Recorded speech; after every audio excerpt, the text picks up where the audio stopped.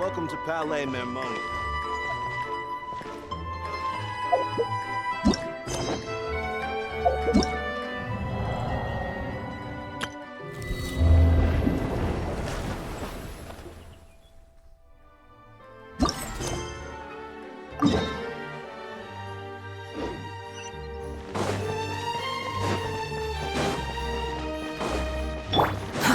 Too slow.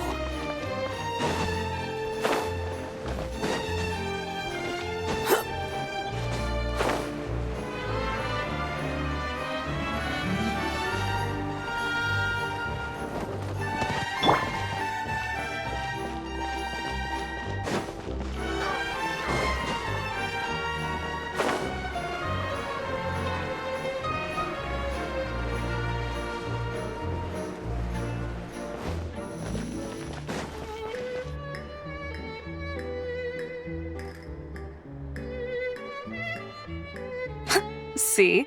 Told you they'd be here. Xavier! Oh, it's Shiori and Farina too! Ah, Hydro Archon above! If it isn't my darling camera operator and clapper loader! A very happy Fontinalia festival to you as well! I'm guessing you came back to celebrate with us? Yep, and help out too! Even though the last festival had some unexpected hiccups, making the film was still super fun. Since you're all here together like this, you must be planning on entering the competition, right? Of course! A celebration of the entertainment industry. No one who's anyone would choose to sit this one out. It only happens once a year, after all.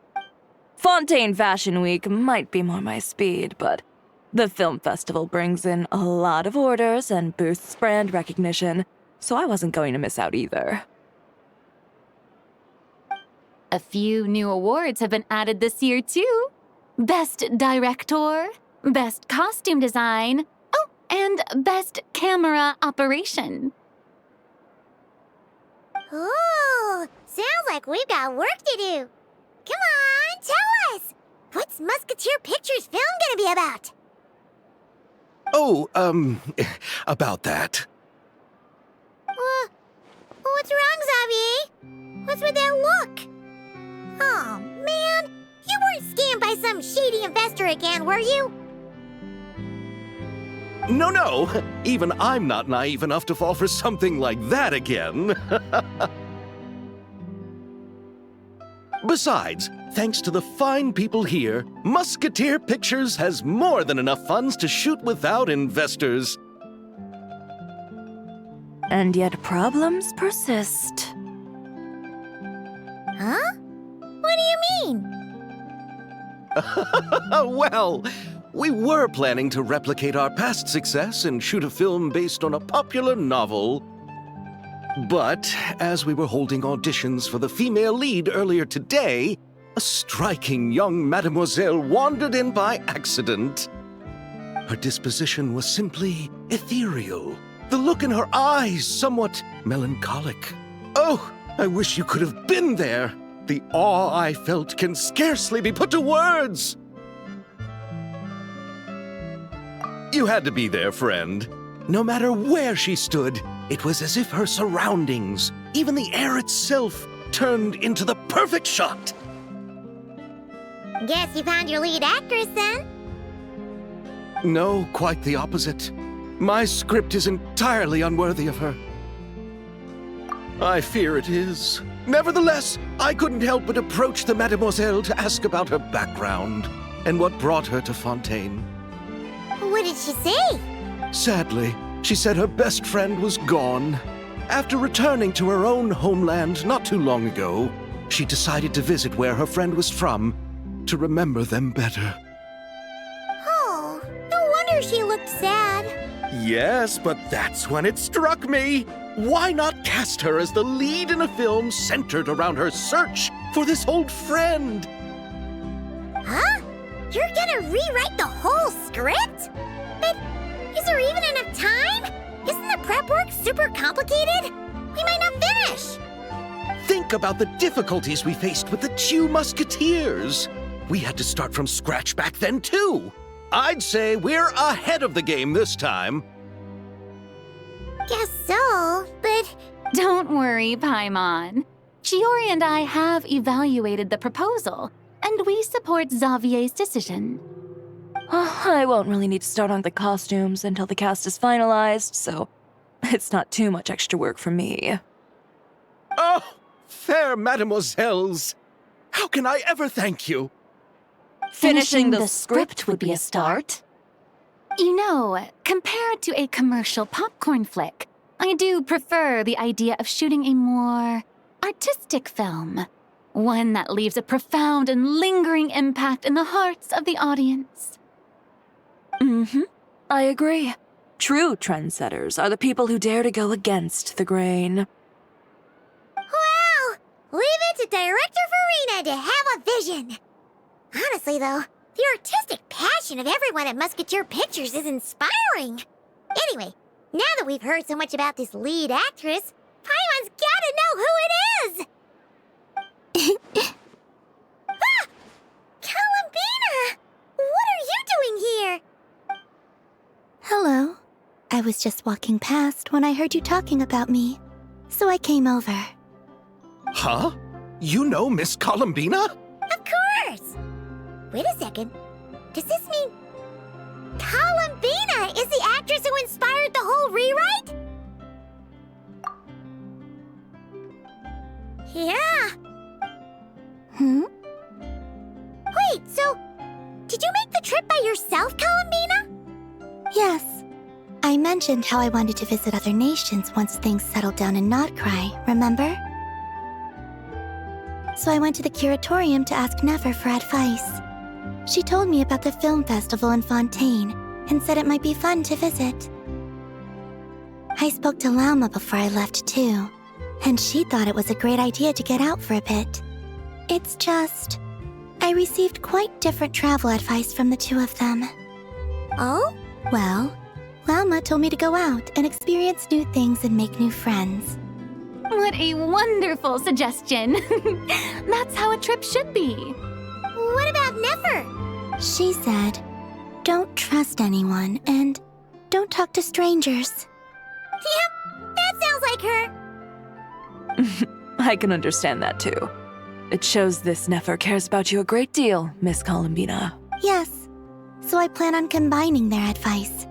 All I need to do is turn strangers into friends, and then I can talk to them. Huh. That kinda makes sense, but also not. Hey, Chiori. Oh, look who's back. Happy Fontinalia Festival, you two. Oh, looks like we have a superstar in our midst. How about an autograph, Big Shot? Ha ha, very funny. All settled then? Yep, the Duke gave his blessing, and I cleared it with the Udex. During the festival, inmates with good behavior will get a chance to spend some time on the outside. Under the stringent supervision of the Special Patrol, of course. Risley! It's been a while! Happy Fontinalia Festival! Does that mean Veronique and her brother will be at the festival? During a specific window of time, sure. Doesn't hurt to give the inmates something to look forward to. A little sun'll do them some good, I think. This is a friend from your travels, I'm guessing. Thought I heard something along those lines. Right! We should make some introductions, huh? Chevros, Risley, this is Columbina, a friend we met in Notcry. Welcome to Fontaine, Miss Columbina. I bet the weather's been quite an adjustment. Yeah.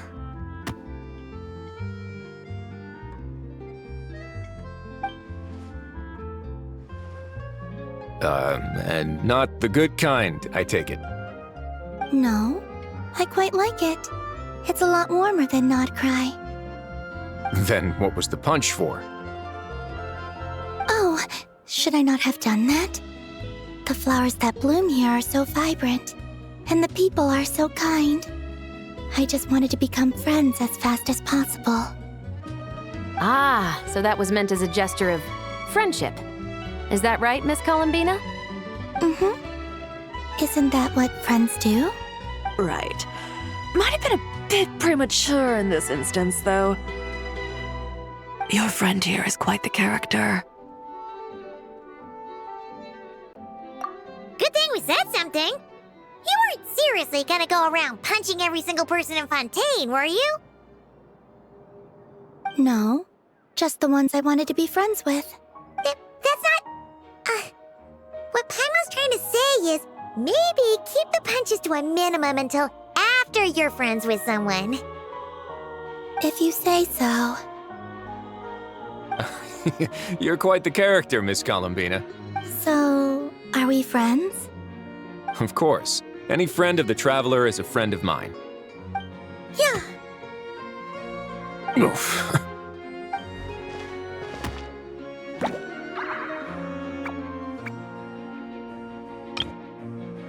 When it comes to friends, you sure know how to pick 'em. So Miss Columbina is the lead actress I've been hearing so much about. The whole thing about her aura is starting to make more sense. You gonna be part of the film this time too, Shivers? That was the plan. But now that Mr. Xavier has changed the direction, I don't think I'm in quite as many scenes. It's all for the best, though. A different crew asked me to help consult on some of their musket work. Oh, sounds like our trusty musketeer is as popular as ever. I'm just going where I'm needed.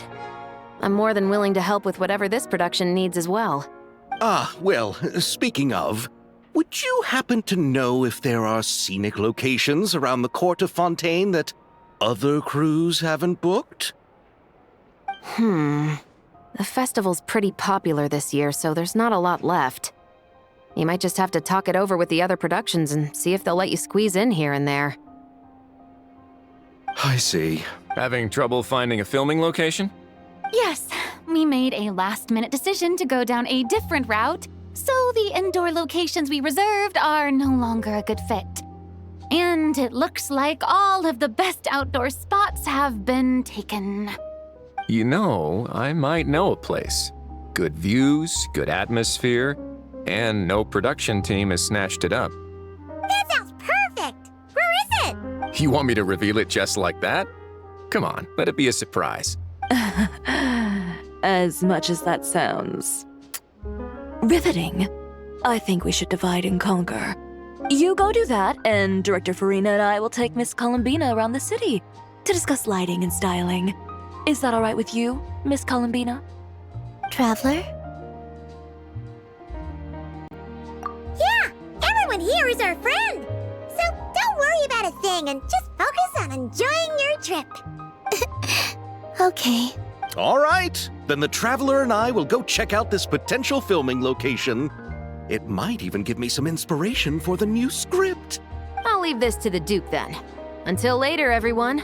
Maybe we'll run into each other on set. Okay then. Lead the way, Risley! Paimon's not built for suspense. Let's get this show on the road! Who said anything about roads? Huh?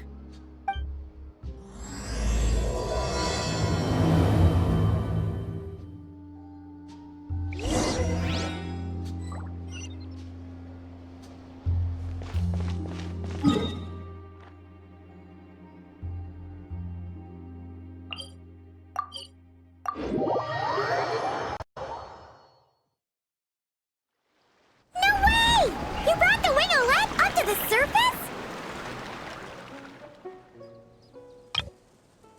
It'd make quite the grand backdrop for a film, don't you think? Paimon's more focused on the fact that this thing is supposed to be underwater, inside the fortress of Meripede. True. And keeping up with the maintenance on a vessel this big is a lot of work. It takes a crazy amount of manpower just to keep it up and running. Oh, Paimon kind of thought it just sat there until you needed it. I wish it were that simple.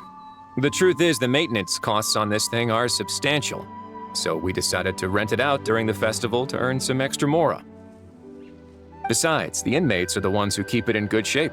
Seeing the fruits of their labor put to use is a good form of social rehabilitation for them. Huh, you've really thought this through. What you think, Xavier? Is this a good place to shoot? Ah, I've got it! Good messieurs and mesdemoiselles, I've got it! Gonna take that as a yes. The beginning is the hardest part, and the opening of this film has been eluding me, but now I know just how it should start.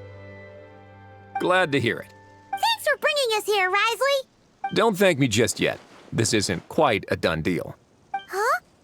Not a done deal as in someone already rented it out? You said no other production teams had snatched it up. This person isn't affiliated with a production team. The rental fee was high enough to scare off plenty of other film crews, but she didn't blink. Made quite the generous offer, and didn't even attempt to haggle. Do you know what she plans to use it for? I'd like to at least have a rough idea before going in to negotiate. I didn't ask for the details, but I did see what looked like a fishing permit and a business license on her desk.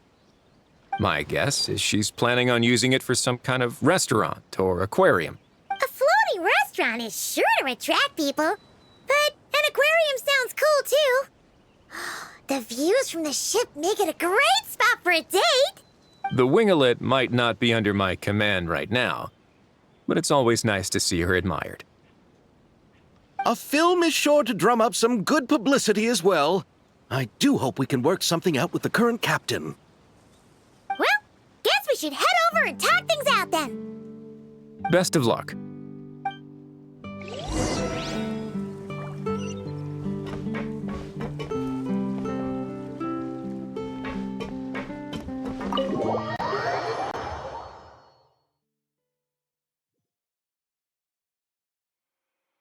Wow!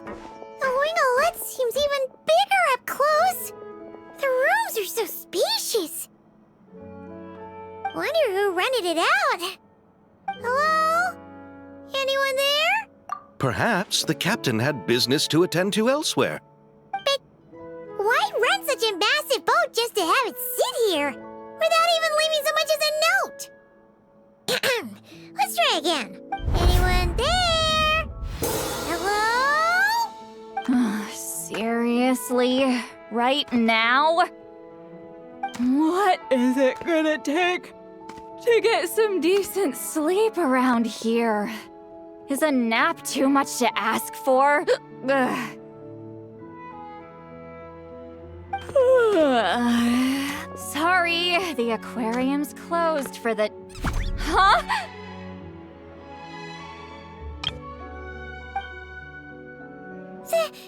See Lolly? Traveler! Paimon! Hold on. Oh, this is just great!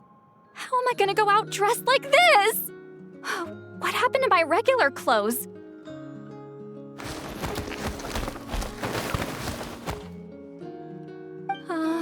The wash! I put them in the wash after I drank too much and fell into the fountain. Oh, this can't be happening! Am I seriously gonna go out like this? Think we might have caught her at a bad time. See Lolly? I don't want to hear it. Hear what? A single word about what I'm wearing. No comments, none. Is that clear? Oh, yep.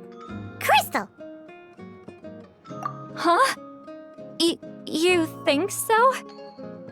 No, wait, I told you not to say anything! What was... Oh, his thoughts. I heard his thoughts. How could I forget about that? Oh, this is so embarrassing. I seemed a little too pleased to get that compliment, didn't I? Wait, the mind reading went both ways. Does that mean the traveler's hearing all this too? Oh, you clearly did! Huh? What did we do? Paimon's not following. Nothing. It's nothing. Let's just move on. Did you need something? You're not here alone, I see. Hello, I'm Xavier, a film director and producer from Fontaine. I meant to introduce myself sooner. I just didn't want to, interrupt. No wonder we ran into each other in Fontaine of all places. You must also be in town for the festival then. That's right. We're helping Xavier with his film. In fact, we were hoping to shoot some scenes on this boat. You're the one who rented it out, right, Seed Lolly? Me? Rent a boat? I wish I had that kind of spare cash floating around. Not to mention the spare time. Don't get the wrong idea, though. I'm not here to sail off into the sunset and live out some cushy retirement life, okay? I'm not that old. Then why you dress like... how did you end up staying aboard the Winglet? Well, I heard one of my favorite light novels was getting turned into a film, so I came to Fontaine to catch the premiere. Originally, I booked a room near the Opera Epiclese, but I'm quite particular about where I sleep these days. I think it's an age thing. And that bed? I just couldn't sleep in it. I tried to find a different hotel, but with the festival, everything was completely booked. Just as I was worried I'd have to sleep under a bridge or something, I happened to spot a help wanted sign on the side of the road. Oh, so you're here to take care of the boat? No, I was hired to man the front desk. The pay is a bit low, but food and drinks are covered. And it includes room and board during the festival. Plus, the job is simple. So I thought I'd give it a shot. Wow, they actually thought you'd be a good fit, huh? What? You don't think I'm cut out for it? All I have to do is tell people the aquarium isn't open yet. Other than that, I'm free to do whatever I want. It's a pretty sweet gig. That's all? Yeah, I was also kinda shocked. But it's not a lie. Head downstairs and see for yourselves. There's nothing but empty tanks. Did your boss mention anything about being open to film crews using this space? Our production was hoping to film on the deck for a few scenes. No. That never came up. You could just ask her. Oh, she's around? What kind of person is she? We should know what we're heading into. She's nice enough, I suppose. Pretty reasonable, too. Even offered for me to move to a bigger cabin if I was too cramped. Back at the Masters of the Night Wind, I'm used to being the one giving orders. But working under her doesn't feel like being bossed around. She seems to respect what I think. Wow, she sounds like a great boss. She did tell me she'd rather not be disturbed, though. She's been working on an important project, so I'd keep it brief. Got it. Thanks for the heads up. All right, the captain's quarters are this way. I can take... Wait. But I'm wearing... whatever. I doubt she'll care. Just follow me. Miss Guillotin? These visitors were hoping to ask you about something.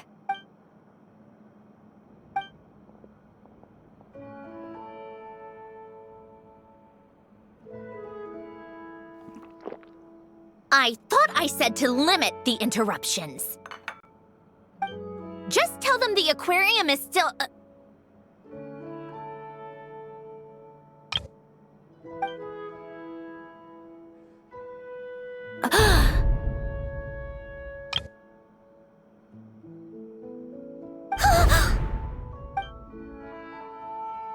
Sandrone? You're here! Huh? You know each other? Are you okay, Sandrone? Do you still remember us? Everyone was so upset after what happened. We all missed you so much. Miss Seat Lolly, why don't you escort this gentleman to the reception area for a cup of tea? I have something to discuss with these two in private. Ah, I see. Right this way, Mr. Xavier.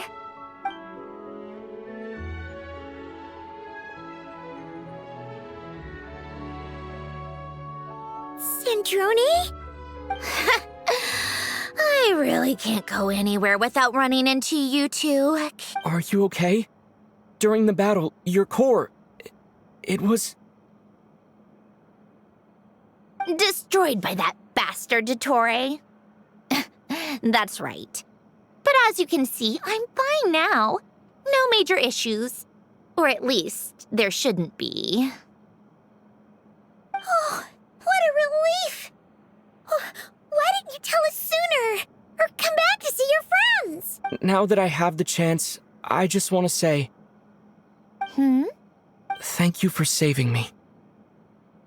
Huh? Don't get the wrong idea. I only saved you so we could complete that formula and defeat Dottore once and for all. Even if he did crawl back from the grave to make us all miserable again. That doesn't matter. You're still a hero. All right. But it wasn't just me. All I did was lend my brilliant mind to the cause and take care of one part of the plan. Although, I'm not denying it would have fallen apart without me. You got that right. You're amazing. But how did you go from From a lifeless pile of scrap to looking like this? Well, my mom was trying to put it a bit more gently, but... Where do I even start?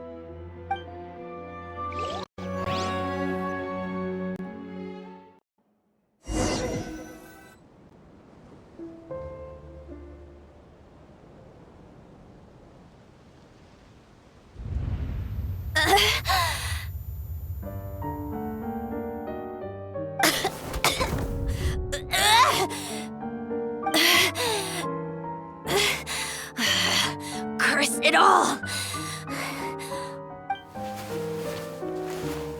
Where am I? Did we do it? How much time has passed? I'm not in one of that lunatic's experimental labs, am I? Wait, Fontanian decor. Books from the Research Institute. Phew. One thing at a time. Initiate self-diagnostics. Assess the extent of the damage. Cut power to compromised, non-essential components. Then reconstruct available action modules. Severe damage to the core. Dottore, you bastard. Polonia?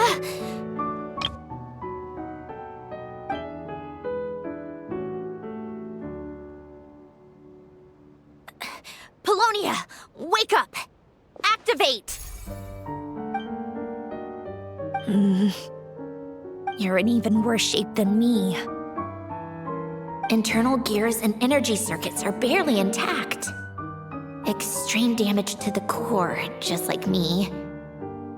Rebooting is off the table. Even if I could repair the damage, I don't know if... You used up all your critical energy in those final moments, didn't you? To protect the core of that guy in the hat, and the numerological array. Wait, the array. Yes!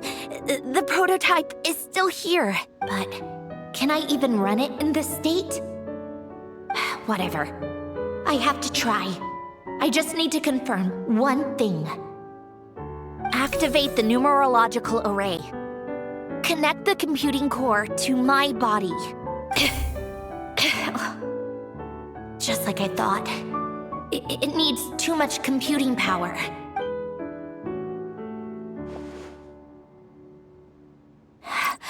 Cut off power supply to all functions except the thinking module. Please. I just need to ask one question. Initiate query regarding the 3 Moon Sisters. How many living moon goddesses are there in possession of the Trilunar Authority? 1. It worked. You did it, Columbina. You made it back. But how did I survive? The self-diagnostics showed damage severe enough to shut me down for good. What triggered the reboot? A built-in message. Only visible after a core reboot. The final gift. Alen! Were you the one who gave me the second chance? But why now? What activated it? What is that? A vision? Wait, no. It's a stellar linchpin?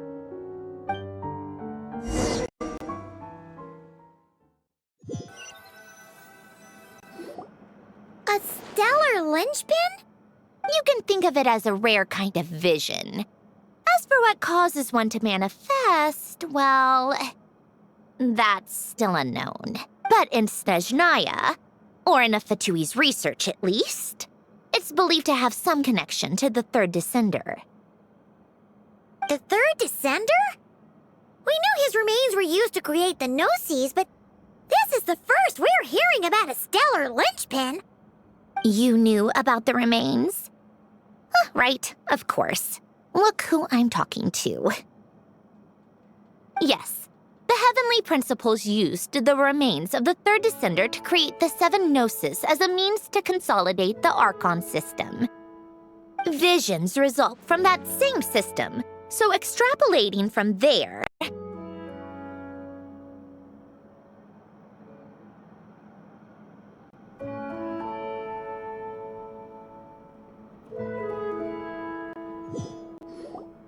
A stellar linchpin? You can think of it as, but instead, The third you knew yes.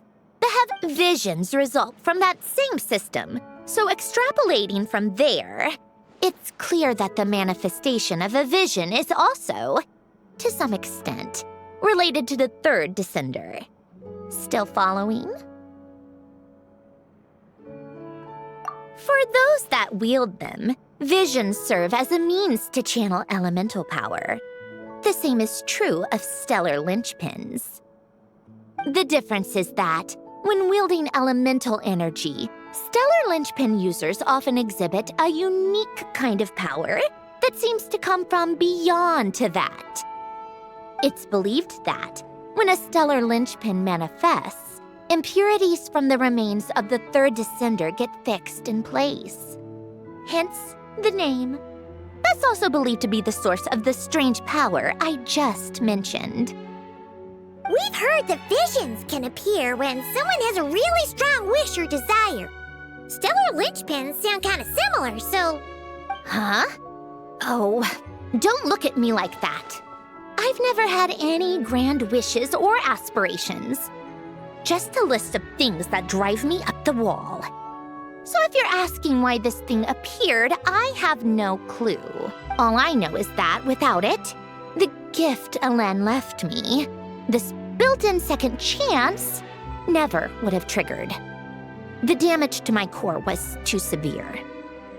But thanks to the stellar linchpin's manifestation, it did trigger. And after my core rebooted, I was able to repair the damage to my body.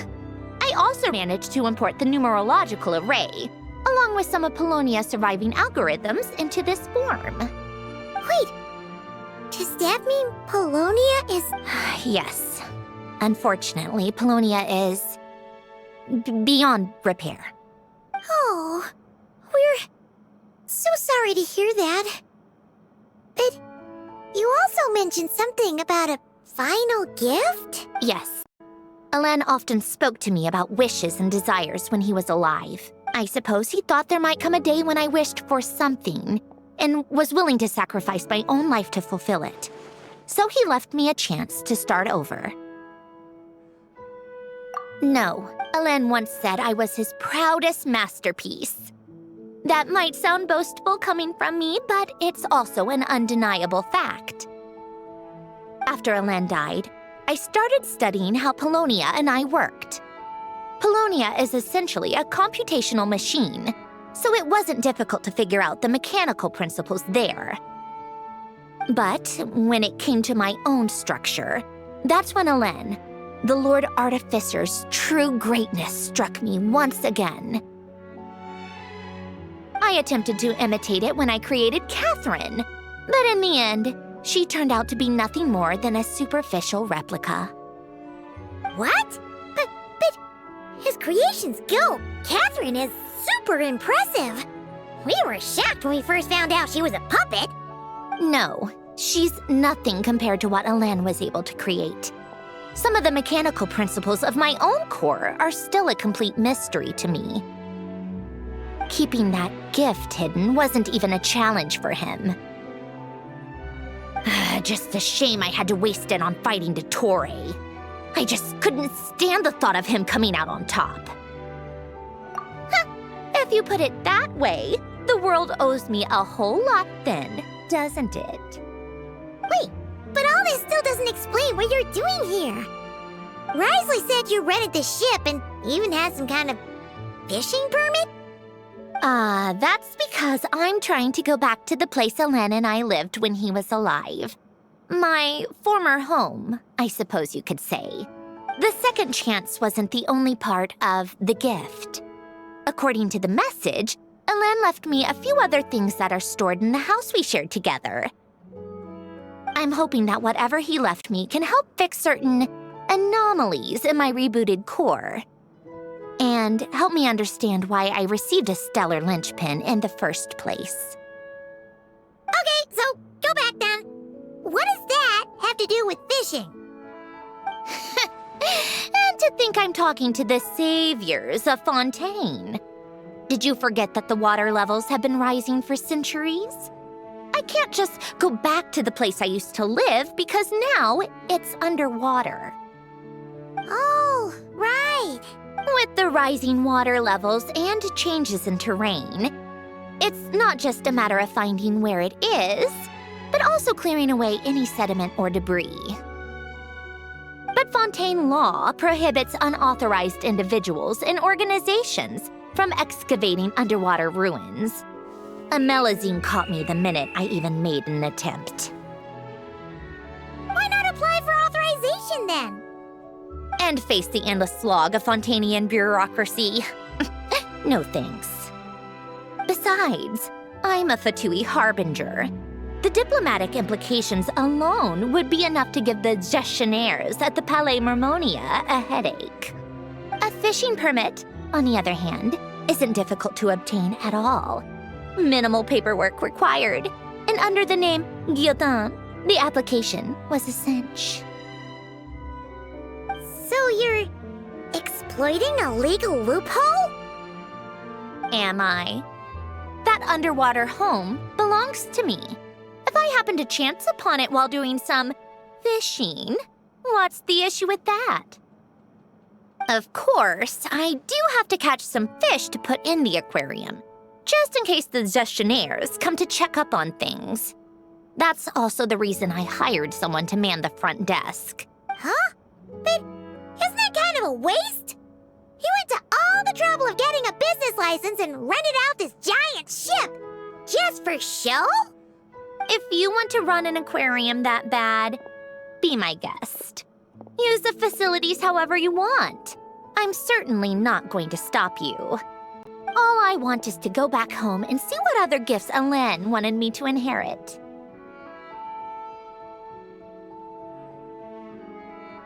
Hold on. Enough about me. What are you two even doing here?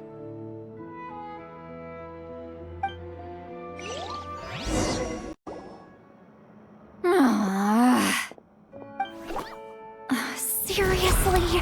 They've been in there forever. The reaction when they saw each other was strange, to say the least. They're lucky I was nice enough to leave the room and give them some space. Back in the Masters of the Nightwind, I'm the one who gets to kick people out. I just want to know what they're talking about. Should I cast a little eavesdropping spell? Oh, no, what am I thinking? I'm Granny Eastley, the great shaman of the Masters of the Nightwind. I can't do something like that. This is just ridiculous. Making me wait out here for so long? Where's their respect for their elders? Oh, here they are. Were you back there arguing or something? What took you so long? The two of you are already acquainted with Miss Guillotin, then? Oh, yep. But don't worry, we got everything sorted. Sandrone agreed to let us shoot on the ship, but it has to be when she's not here. When she's not here? That's right. You'll excuse me if I didn't exactly ask for this little reunion. I wasn't planning on seeing anyone. Like I said, my core is severely damaged. Even with the gift, there are anomalies that are making things unstable. I don't even know if I can continue to function without issues. So the priority is to fix these anomalies and get answers to my own questions. Then, I can see the people that need seeing.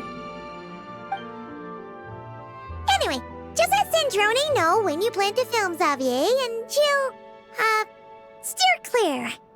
I do hope I'm not causing Miss Guillotin too much. No! She just wants to keep a low profile for her own, complicated reasons. She doesn't want anyone else to know she's here. Understood. I'll be sure to keep that in mind. Oh, and see Lale? Huh?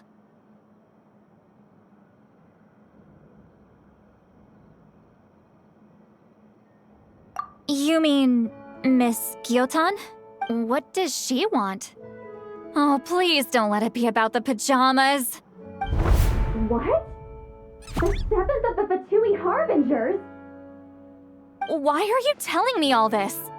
I asked the traveler about you, and I've decided it's best to be open in this instance.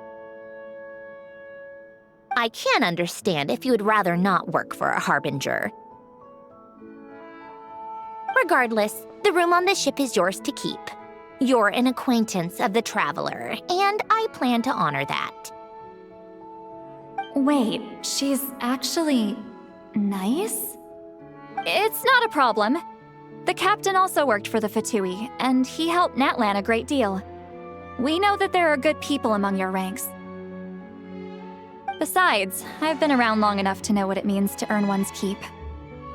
This isn't Natlan, and I don't expect special treatment. Besides, sitting at a desk isn't exactly back-breaking work.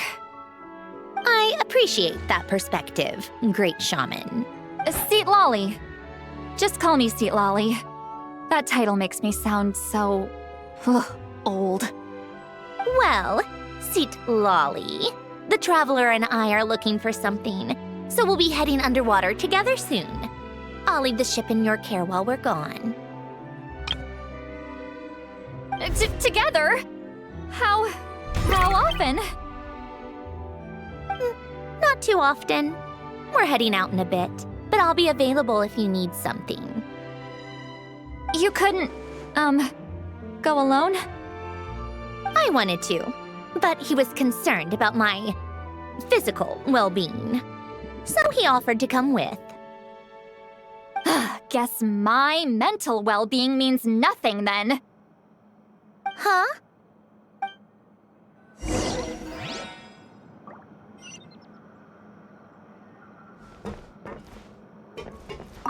Just be quick about the whole thing, okay?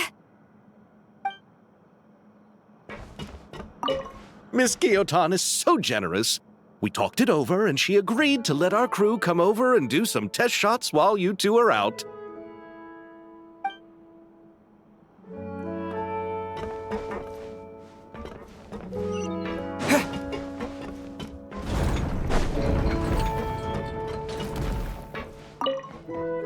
All right. Our first stop is the Beryl region. After Alain left the Fontaine Research Institute, he lived in seclusion somewhere around there.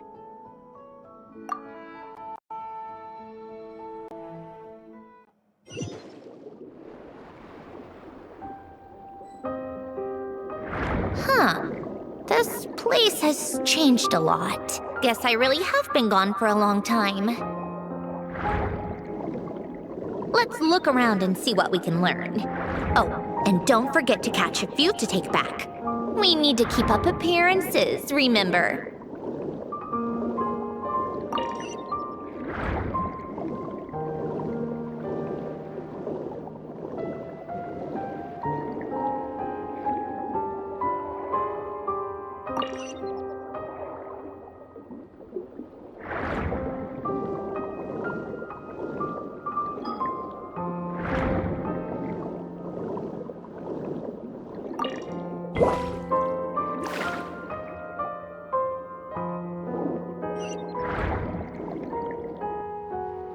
Poisson isn't too far from here, right? It's all a bit nostalgic, I guess. Back when I lived here, all this was still above water. All right, I have a general understanding of the terrain changes and sediment accumulation. We can stop here for now.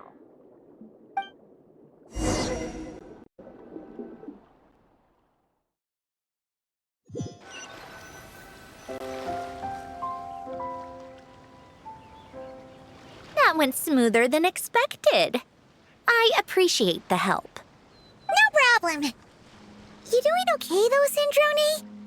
Seeing your home look nothing like you remember, that can't be easy. I'm fine.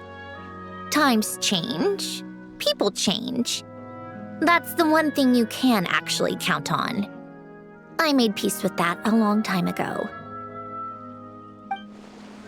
You should head back and put them in the aquarium tanks. We finished ahead of schedule, so your crew is probably still on the ship. I'll follow in a bit. Right. Xavier said he was gonna test out a couple of shots. I'm sure. I want to take another look around on my own. Okay then. Want us to let you know when the filming is done? No need. Columbina relies on Kuvaki to perceive her surroundings. In Nodcry, her senses are heightened because Kuvaki is everywhere. But here, as long as she doesn't activate her abilities, her range of perception should be equivalent to an average person's line of sight. I figured that out back in Snezhnaya. That's oddly specific. I have hiding from her down to a science. So, what? Things might be a bit different now that she's merged with the Moon Sisters, but I doubt there's been a drastic change. The point is, you two can head back. Don't worry about me. Okay, if you say so. Come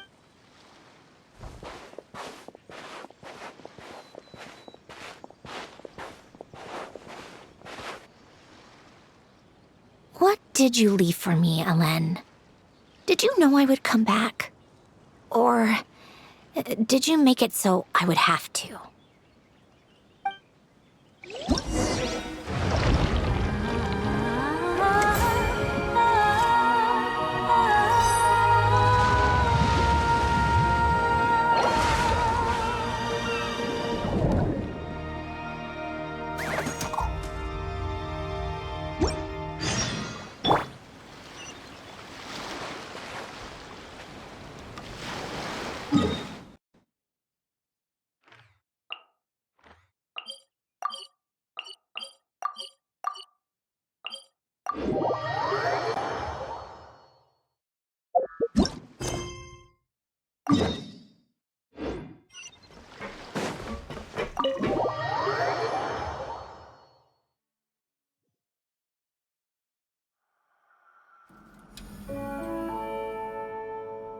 Xavier, we're back!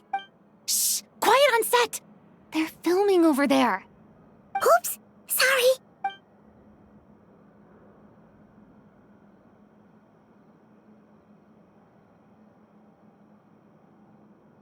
What's your take, Detective? Bullet wound to the chest. Gunpowder residue on the clothes. The victim must have been shot at close range. You think it was someone they knew? Yes. It's possible the suspect arranged for them to meet at this very spot. A reasonable deduction. But you're overlooking a crucial clue. What? The victim's pocket watch is missing. And cut! I think we got it! Good work, everyone! Phew, finally. Acting was nerve-wracking for me when I first tried it, too. Just loosen up, and you'll get used to it in no time. Severus! Charlotte! Oh, hello there, you two. You're filming here too? Oh, so Charlotte's crew must have been the one that asked you to help out, huh, Severus? Yep, they heard about a potential filming location and wanted to come check it out. But when we got here, your crew had already beaten us to it. Luckily, Xavier and our director, Lapine Pauline, go way back. In the end, we agreed to just share each other's filming locations. Considering all the last-minute changes, that's just what Musketeer Pictures needed. For sure! Based off the scene just now, you must be the star of the film, Charlotte! You bet! This detective costume really suits me, don't you think? Oh, for sure. You're already right at home lurking in the shadows taking pictures of this and that.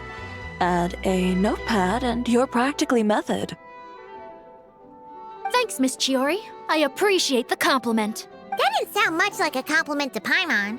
So this is a film set? It looks like a very happy place. This must all be quite new to you, Miss Columbina. Yes. I watched a few films with a friend once, but she thought there was no point if I wouldn't open my eyes. So she stopped inviting me. Looks like I missed out on a lot. True, but being an actor seems like a tough job. Huh?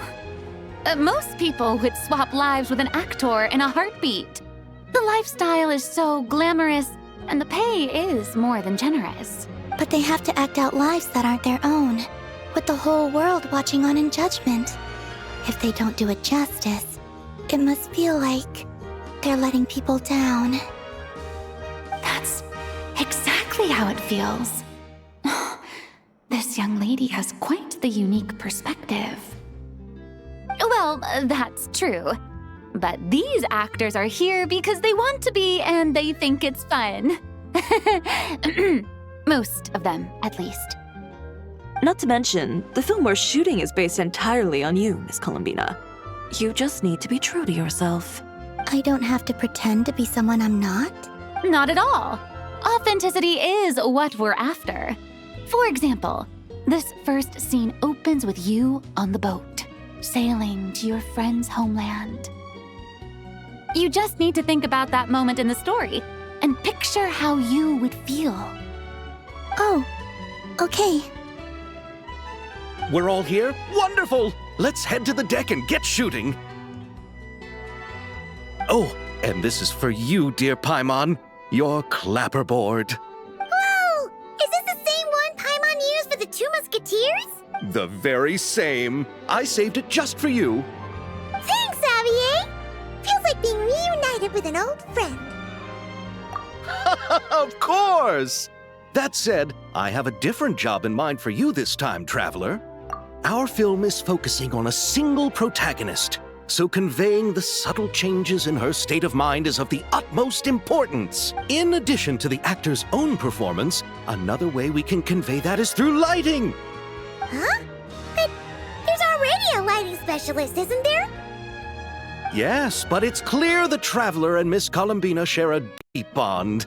You might have a better chance of understanding her frame of mind in certain scenes. Oh, that makes sense. So, what do you say? Willing to take on the role of lighting specialist? It's settled! I leave the job of translating our leading lady's inner thoughts in your capable hands.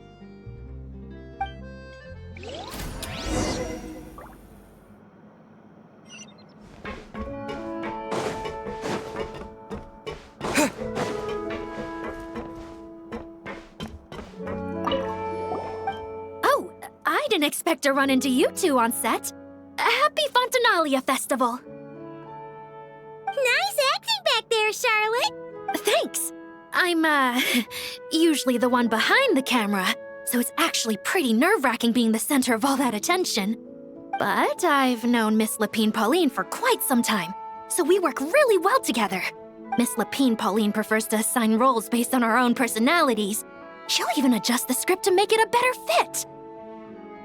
The scene from earlier was just me and Chevres, but Navia and Emily are also going to be taking part. Ooh, that's quite the lineup. Your film's leading lady also seems like quite the score. Just on first impressions alone, it's clear she's someone special. Guess we'll just have to wait and see who wins Best Picture and gets to go home with the Farina Award.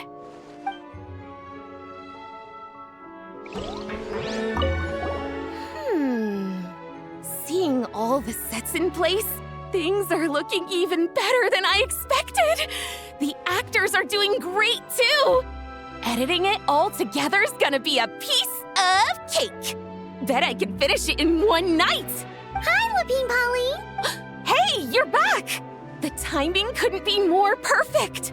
If there's one thing you absolutely can't miss, it's the Fontinalia Film Festival. And you're a director this time. That's so cool. It's all thanks to my apprentice, Nanette. She's the one who told me to read Great Detective Herlock in the first place. And then it struck me. This would make a great film. What about your savings, though? You didn't... Yep, I went all in. Paimon was worried you'd say that. Oh, relax. It's different this time. I met director Xavier back during my camera outsourcing days, so I got to know the industry a bit. I know exactly what our film needs and what the fans want to see. So be sure to check it out. I'm confident we've got a winner on our hands. Sounds like it. But we've got some filming chops ourselves. It's definitely still anyone's game. Then may the best film win.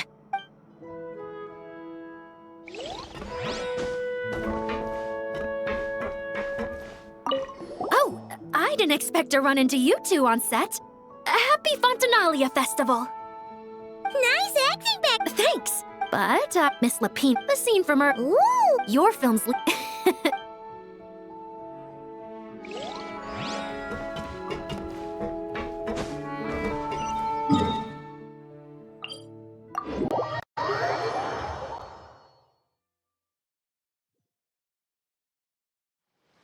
All right, without any further ado, it's time for production on our film, A Homecoming, to officially begin! Turning it over to you once again, Director Farina. All right. Positions, everyone. Camera operator, clapper loader, get set up. Let me know when lighting is good to go.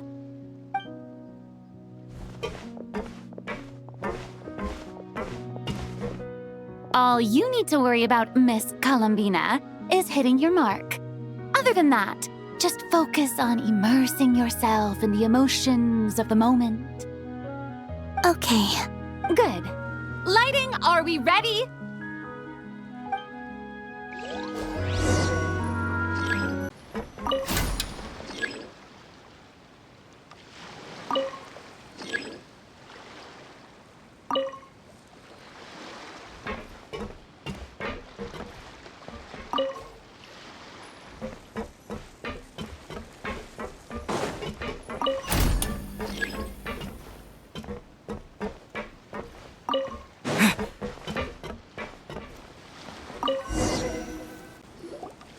Ready.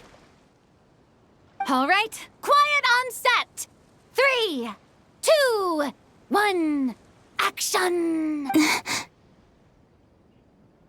This is her homeland. Columbina. Cut! The emotions I'm looking for were definitely there. Let's just try to keep it a bit more natural. Oh, but definitely keep that gesture at the end. I loved how real it felt.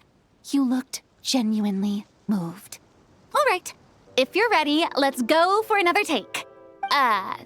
Miss Columbina? That presence. It kind of felt like... Sandrone?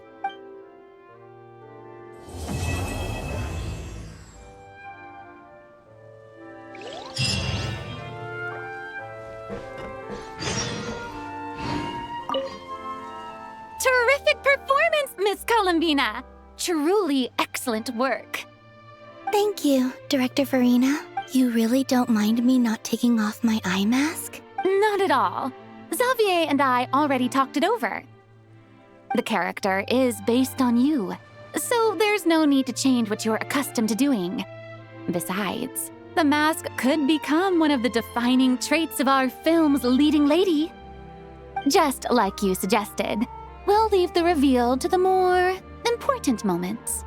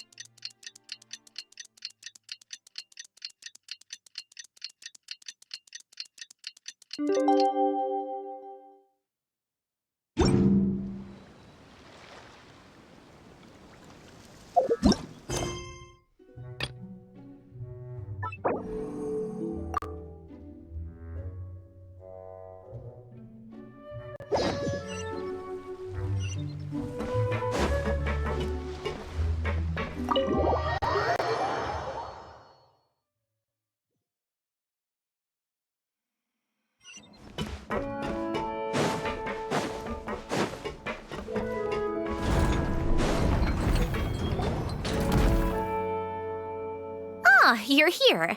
We should get going then. Xavier and the others should be filming soon. How's it going? Have you managed to figure out the location of your home yet? I've narrowed down a few potential locations. We just need to take a sample from each one. Once the equipment analyzes them, we should know the exact location and where to find the entrance. Great! We should get started then.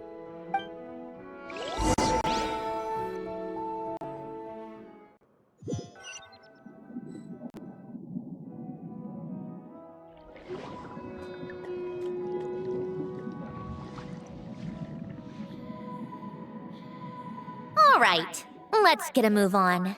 That should do it. Let's head back. The filming should be just about done. We made good time.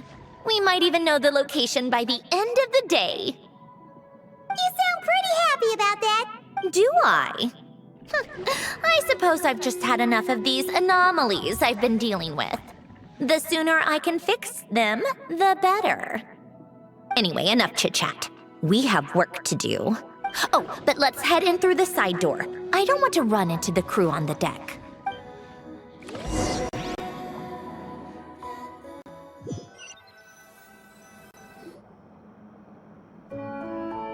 All right, now we just need to wait for the results. Since we have some time to kill, I suppose I might as well see how this aquarium of yours is coming along. You seemed quite enthusiastic about it. It's really coming together.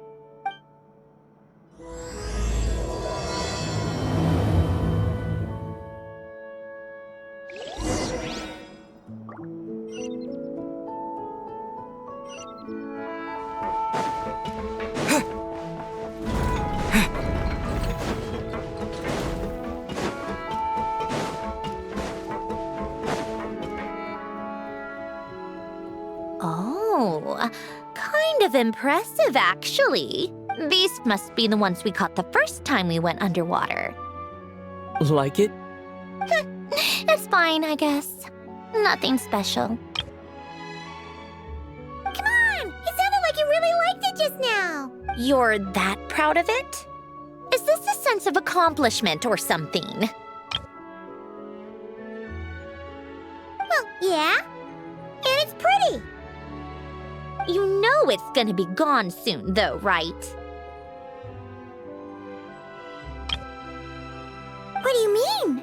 After the festival, this ship will be returned to the fortress of Meropede, and this aquarium will be no more. So? So, no matter how much work you put into this place, once the festival is over, it's all just going to disappear. But not making the most of it when we have the chance is an even bigger waste! But if you know it's all going to be gone one day, why even bother?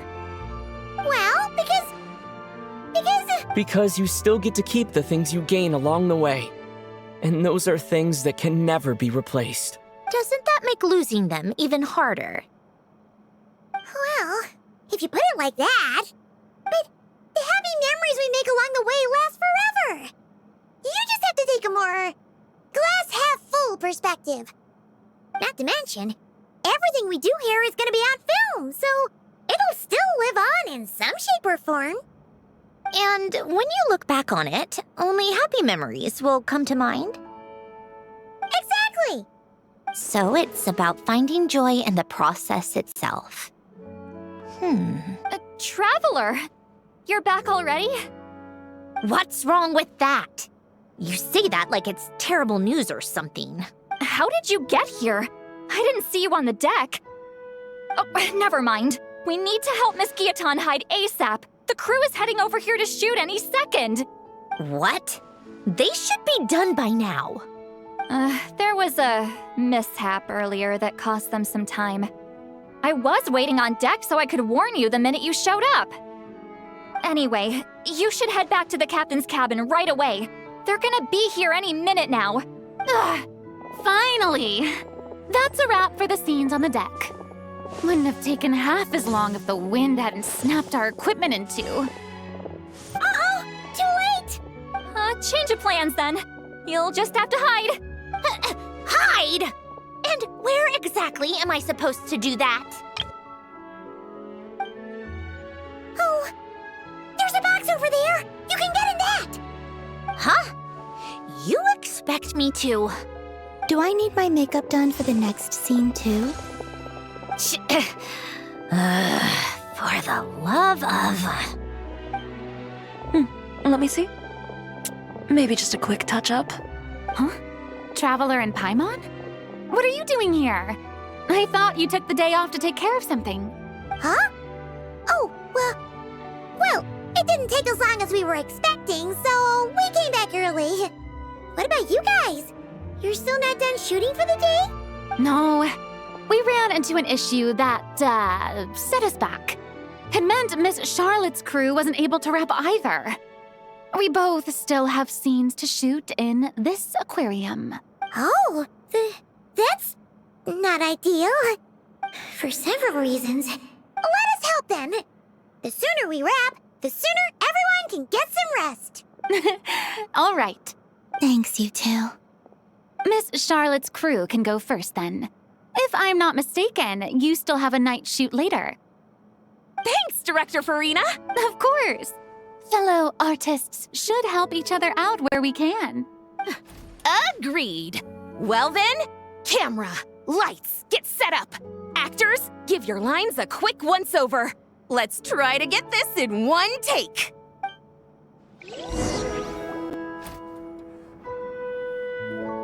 All right, places, everyone! And 3, 2, 1, action! So, the story ends like this. But when Duke Saint Germanus departed, he clearly said that everything was beyond redemption. Huh? That sounds familiar. Wait, it's from that novel I came across while researching the numerological array. He's only a genius when it comes to mechanics, and everything else, he's just an ordinary person. Huh? What was that noise?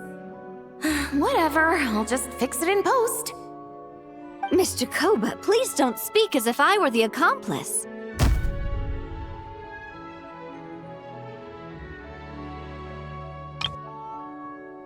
Not so hard. This box isn't sturdy enough for that. This is why I keep saying, don't put too much trust in Clockwork Mecha. Unlike humans, machines don't have a heart. A heart? That's right. It's what's on the inside. It's also referred to as someone's soul, or likened to free will. You can think of it as a person's core, what makes them unique. In general, though, people don't believe machines are capable of having a soul. You said my emotion module was faultless. It is, but that's not quite the same thing. Do you think I have one then? I don't think so. I know so. The question is, do you recognize it within yourself? That's where you're wrong. I can't believe this. Forcing me to hide in a box and listen to this drivel. Me. In the end, clocks tick through tranquil years. Fish swim in crystalline springs. No matter how grand a dream is, it will fade away like this. Forlorn, wordless, silent. And cut. That was a long one. What did you think? If she makes them do another take, I'm going to flip a lid. And not just the one to this box. Well, there were some weird audio things going on, but acting-wise, it was great. It's a keeper. Perfect! That means I can get out of this box. It's our turn.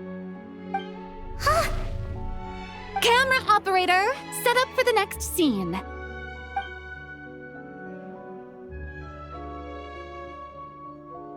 In this one, our protagonist peruses an aquarium in a foreign land and gets swept up in memories of her friend. So, in terms of lighting, that's the vibe we're going for. Got that? Shoot. Paimon thought there'd be a break and Sandrone could slip away. What are we gonna do now? break a leg. Yep, we're headed off to shoot our next scene.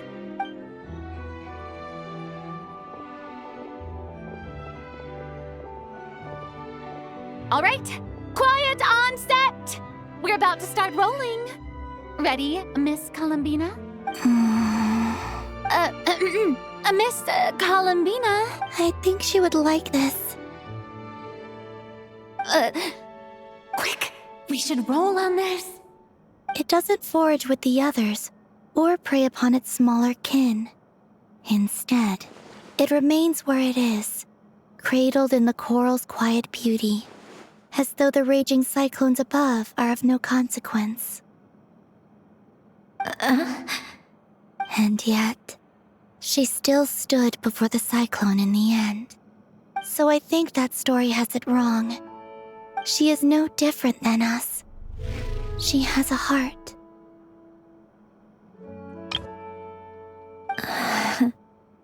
Columbina.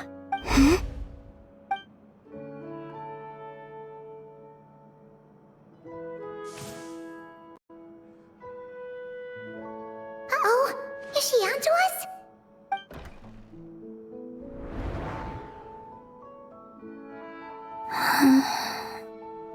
What is she doing? Cut! You okay, Columbina?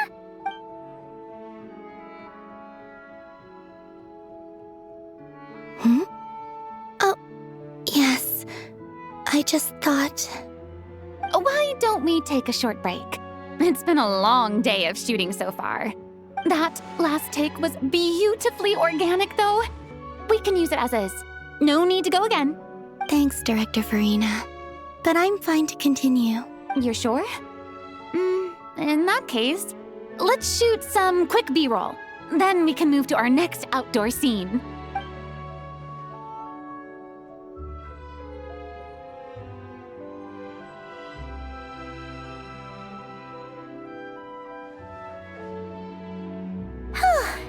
We're in the clear this time. Ugh! Absolutely suffocating. You okay, Sandrone? Right as rain. Come on, let's go check the test results. It's time for me to go home.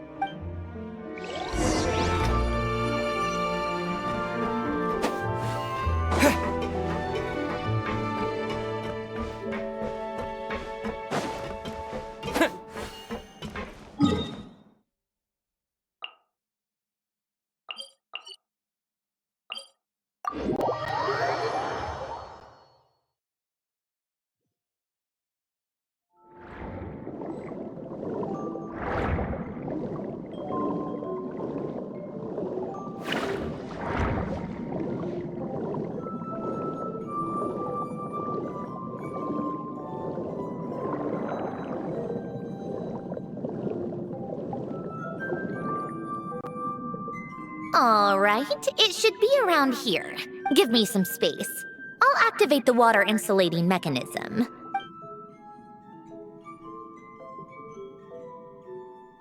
The what? Hélène, much like Renee, had long predicted that the water levels in Fontaine would rise. Thanks to his expertise in mechanics, he was able to implement a few simple measures to protect our home from flooding. I told him there was no need, that I would just move when the water rose too high. But it would seem he knew a day like this would come.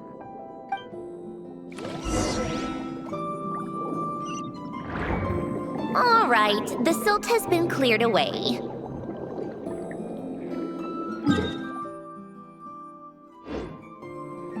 Go activate the mechanism for the first sluice gate. That will fill the empty middle chamber with water.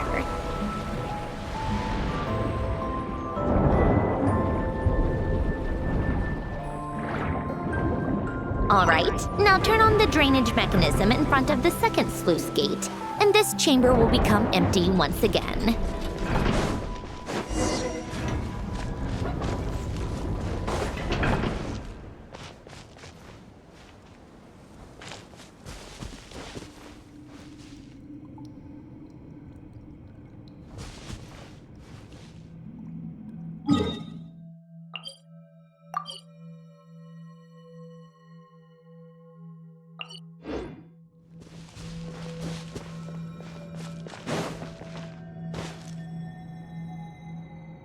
So, this is where you used to live?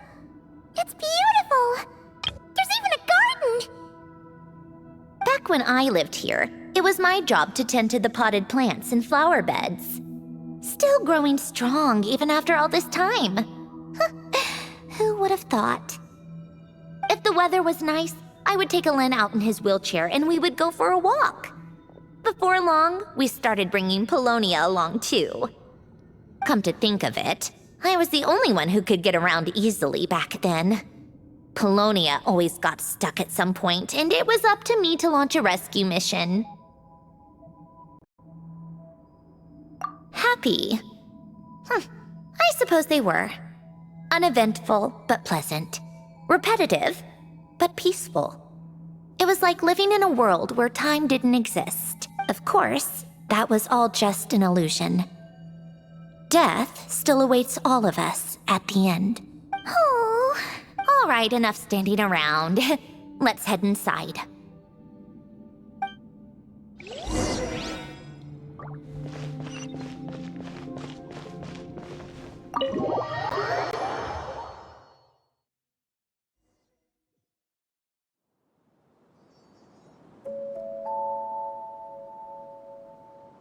Yep, this place is exactly how I left it.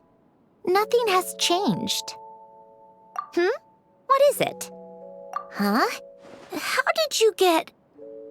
Oh, Arlecchino gave it to you, didn't... And you... read the whole thing. Just so you know, a lot of that was written a long time ago. At that very desk, to be exact. Anyway, since you've already read it, you should just hold on to it. I can always start a new one. Well, feel free to look around. I'm going to start looking for the gift Hélène mentioned. Oh, but be careful with the stuff around here. I'm not saying you can't touch anything. Just try not to choke on the dust. Polonia.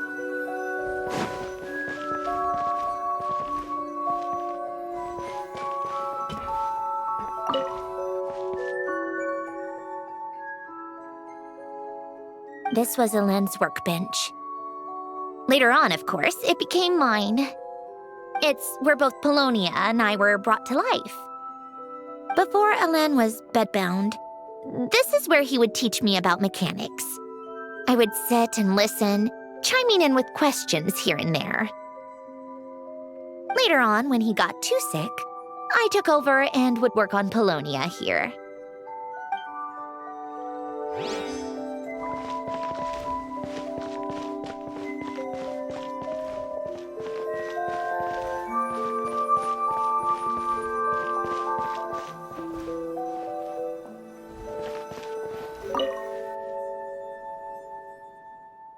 Oh, these are some of Alen's drafts from his later years. Just casual doodles, really. And these are just some unimportant letters. I couldn't be bothered to sort through them before I left.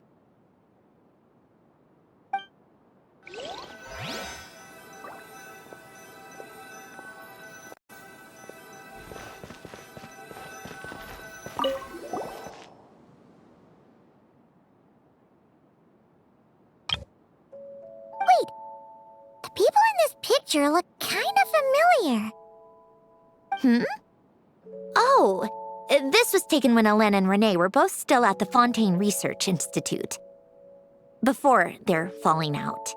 In his later years, Alen would often sit by the fireplace and stare at this picture, wearing an expression somewhere between guilt and longing. He said he sometimes regretted not helping his friend when he needed it most, even if just to stop him.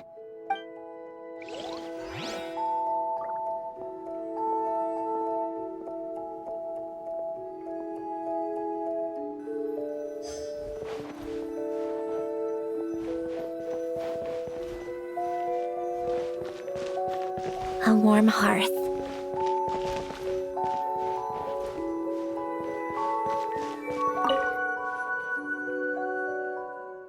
Oh, I played with these when I was little. During the first few months after I was created, I mean.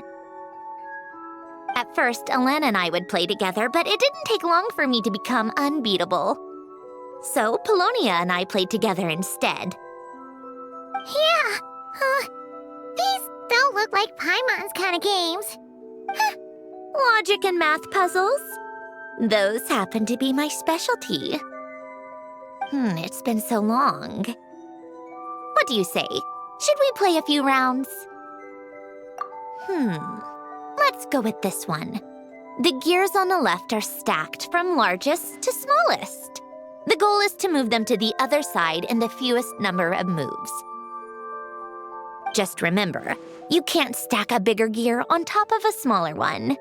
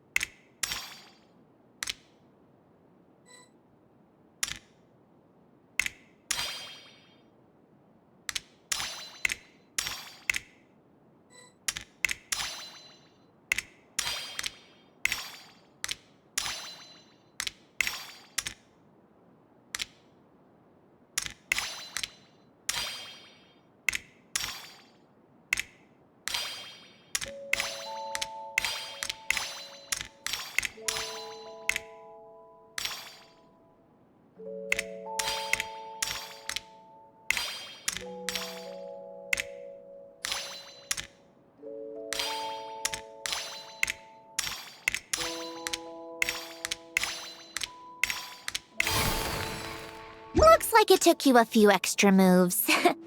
My first attempt was the same. You'll get better with practice. Well, what did you think of the game? You showed quite a bit of promise, too. We should do this again sometime. There are other puzzles we could try.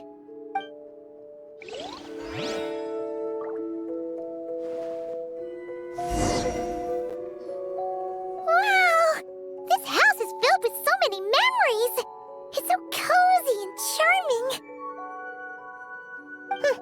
You should have seen it in its prime, when people actually lived here. A lit fireplace, a steaming cup of coffee. That's the real deal. You know, we also used to have a mechanical piano that Alen built. Ooh, how chic! Alen never played it much. He probably wasn't able to at that point. But I managed to teach myself. Music theory is essentially math after all. Once you learn the patterns, it's not really that difficult. I loved perusing Alen's collection of classical music. The chords and harmonies felt like individual mathematical puzzles. It was fascinating, so I did some composing as well. But as Alen continued to deteriorate, even the sound of music began to grate on his nerves. So I got rid of the piano. Aww. Back then, I assumed a piano was like an ordinary clothing rack, commonplace in every home and easily replaceable. It was only after I left that I realized how hard a good piano is to find. Enough about that. Alen's gift should be just in here. The only things undisturbed before I left were a few of his personal belongings.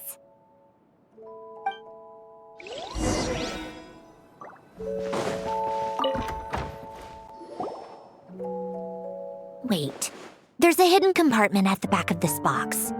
Looks like it's locked with some kind of gear mechanism.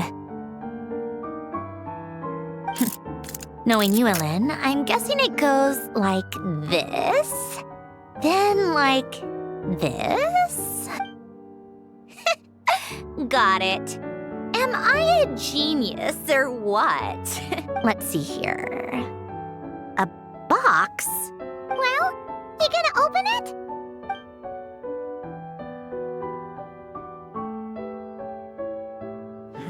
It's heavier than I was expecting.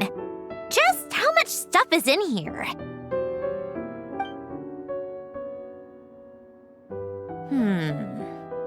A letter? And a bunch of junk underneath it. None of it seems that important. Wait a second. This should be it. A cube? It's a multidimensional algorithmic core. Alen would use it to store information. Only Polonia and I have access. All right, I'll start looking into the core and the letter. Feel free to go through the rest of the stuff and see if there's anything useful.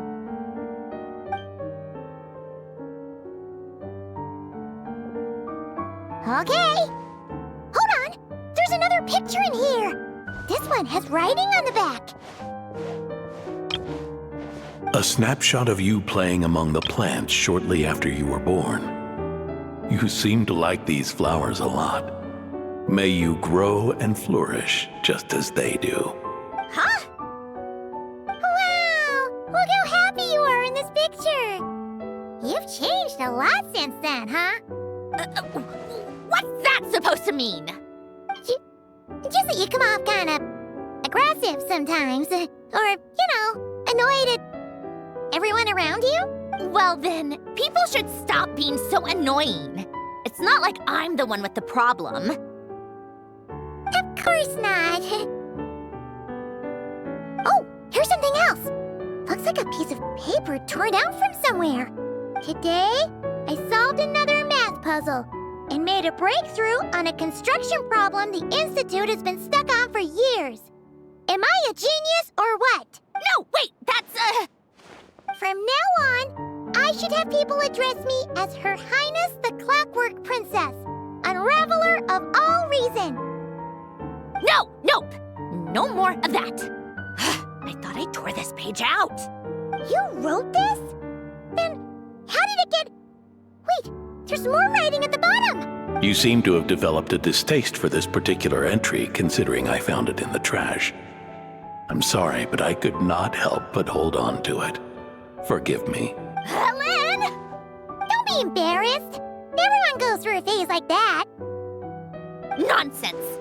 I wasn't even the one who wrote that! It must have been Polonia. That's enough! I told you it was Polonia. You know what? We're done with this. No more rifling around in the box. Just put it down and let me read the letter. To my little clockwork princess.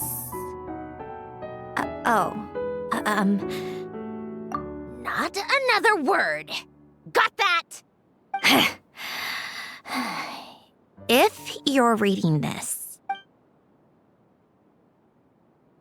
You've most likely received the gift I left for you. I just hope you didn't stumble across all this while cleaning out my effects or something trivial like that. I once asked if there was something you wished for. Do you remember that? I wonder if time has changed your answer. Regardless, I have another gift. A formula that will allow you to come face to face with the anomaly inside of you. If you even still call her that. Why this gift? To understand that, allow me to wax poetic on the soul once again. I would ask you to stick with me until the end, but I know you will. You always have. I believe a person should be born twice over in their lifetime. First, there's the birth that grants us life. Then, the birth of the soul.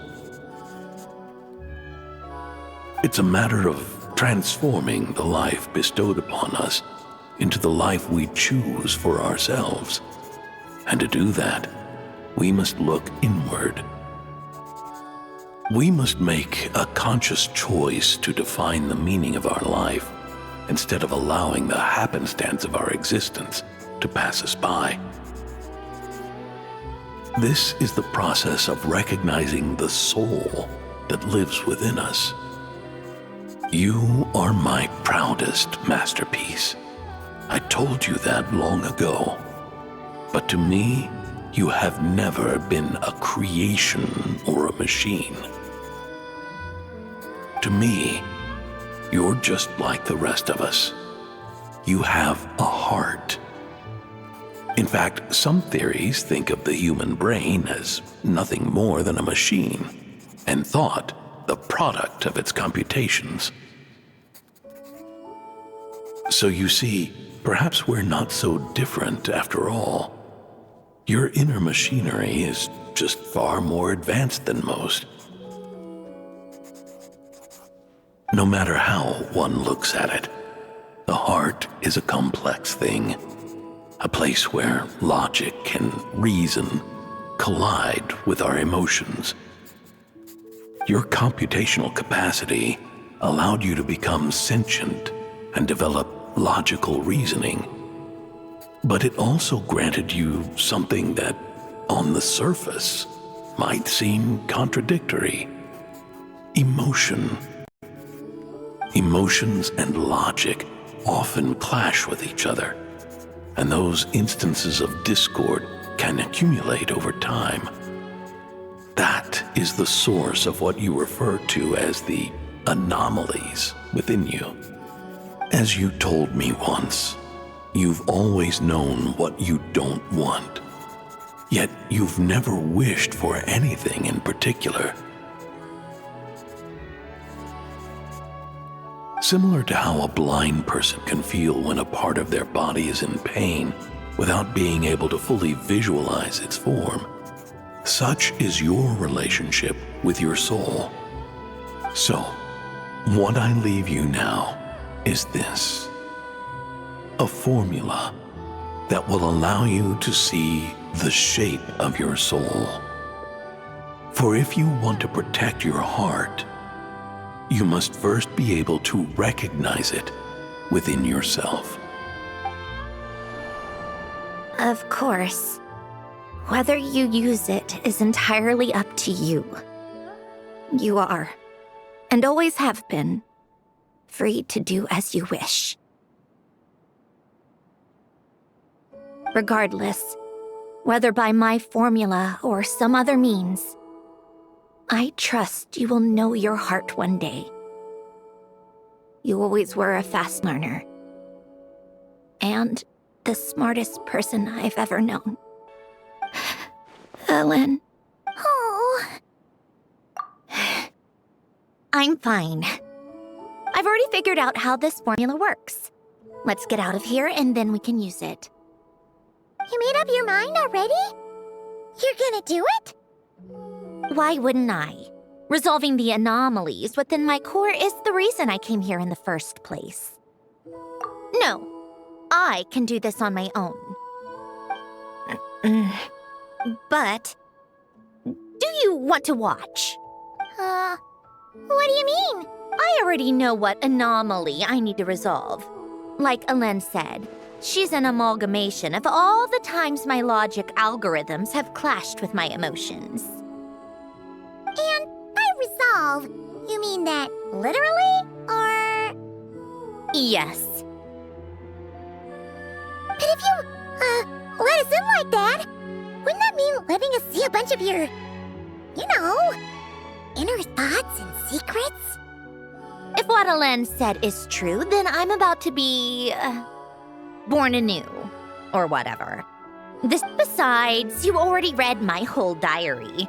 When it comes to keeping my innermost thoughts to myself, well, I think that ship has sailed. You're really sure about this? How many times do I have to say it? I finally let you in as... friends, and you want to question it. I'm not gonna offer a second time. Enough with the mushy stuff. Just follow me.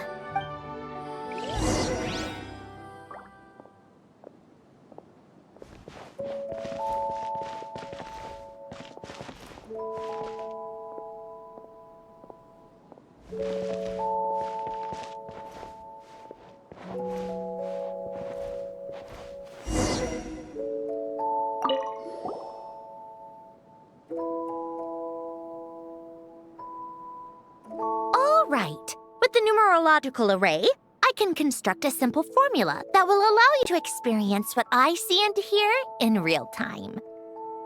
Oh, just like St. Lolly's scent-sharing technique. Been there, done that. Sounds like that shaman has some tricks up her sleeve. The arcane and the mathematical are both fundamental laws of this world.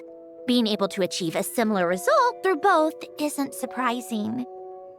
Anyway, let's get this show on the road. But no comments from the peanut gallery, okay? I know I offered, but I still don't want any interruptions.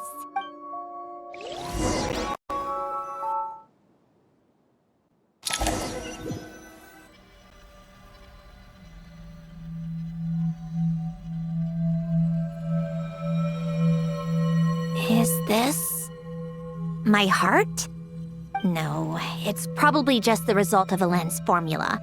A space dedicated to resolving anomalies. But it looks like the walls are all... mirrors? You made it.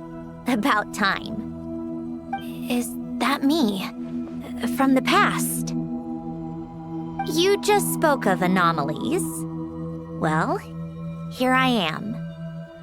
What happens when emotion contradicts reason? Shall we sit down and talk?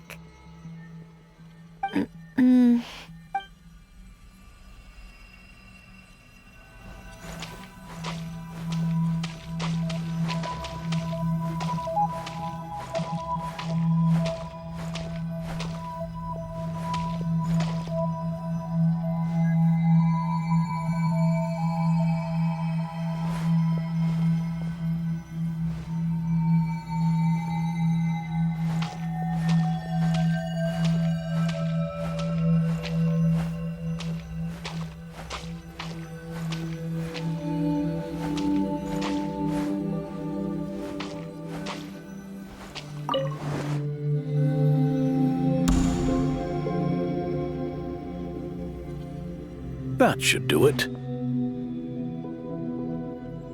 Uh.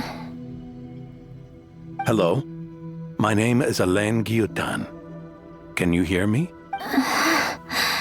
Brings back memories, doesn't it? The time we spent here.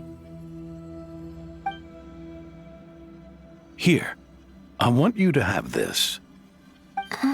A notebook? You can use it to write things down. I don't need to write things down. I have unlimited memory. Even so, some things are more important than others, right? You can use it to write about the things that matter. So you wish me to carry out a basic priority sorting operation? I suppose you can think of it like that for now. But journaling is also an act of finding oneself. Much like we use wooden stakes to guide a plant to grow in a certain manner, what we choose to write down gives the soul much-needed direction. In the act of choosing what to forget and what to hold on to, we decide what kind of person we want to become.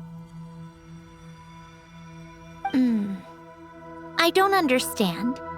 Like I said earlier, I don't need something like this. This is where we were born, where our life began.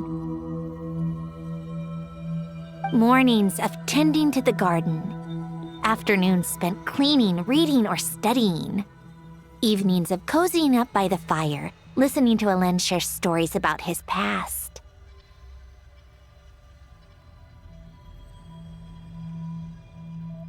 Alain, What is it? what are you drinking? Oh, this? It's coffee. It, makes me more productive. I want to try it. Oh, okay. Here. Bitter. Speaking of, why did you design me with senses? Taste, smell, touch. Well, I'm not quite sure. It just felt like the right thing to do. I suppose I hoped you might have a life of your own one day, and that you deserve to experience all life has to offer. Oh. Still bitter. But the smell is nice.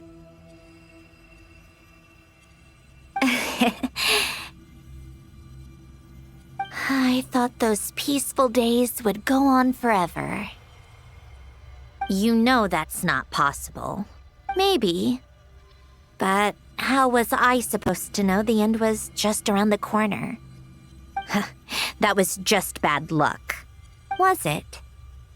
Well, it certainly became a pattern, now didn't it?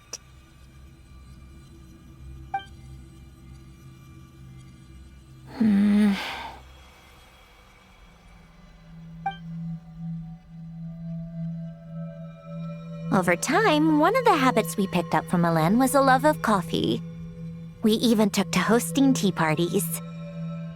A machine acting like a human. Kind of laughable, right? I suppose that's just what I'm used to. Yeah, that's just what we're used to. Hey, this place isn't half bad. Great spot for a party. More and more people seem to be showing up to my tea parties uninvited. Anyone care to explain? Can you blame me? I saw Columbina leading Capitano somewhere, and I had to see what that was about. I had simply asked Columbina where I might find Arlecchino. I have business to discuss with her, and Columbina suggested looking here. Tartaglia and I were unaware that this was a private gathering. Apologies for the intrusion. It won't be for long. Whatever. Just add it to the list of annoying things that have happened today. What's one more? Since you're here, you might as well stay for a cup of tea. See? Told you she wouldn't mind. Much obliged, Sandrone. Well, look who we have here. Good thing I brought extra desserts. This has turned into quite the occasion.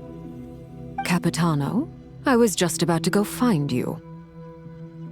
Pardon the intrusion. Rest assured, I won't sully your gathering with talk of work. We can have our discussion later. Spoken like a true gentleman. A certain unmannered 11th seat could learn a thing or two. You know, you really should start being nicer to me, Rosaline. Or I might just snatch that 8th seat right out from under you. I'd like to see you try. If you're gonna fight, take it outside. The only mess I plan on cleaning up is tea-related.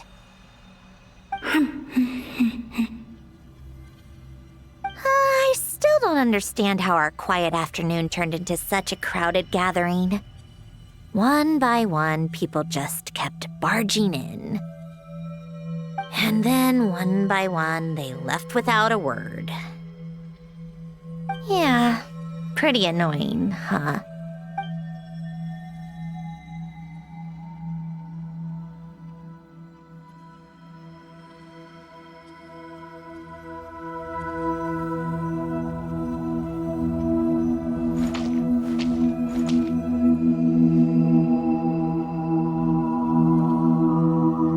Of all my days with the Fatui, the times I spent with you, Arlecchino, and Rosaline, they were my favorite. Goodbye, Sandrone.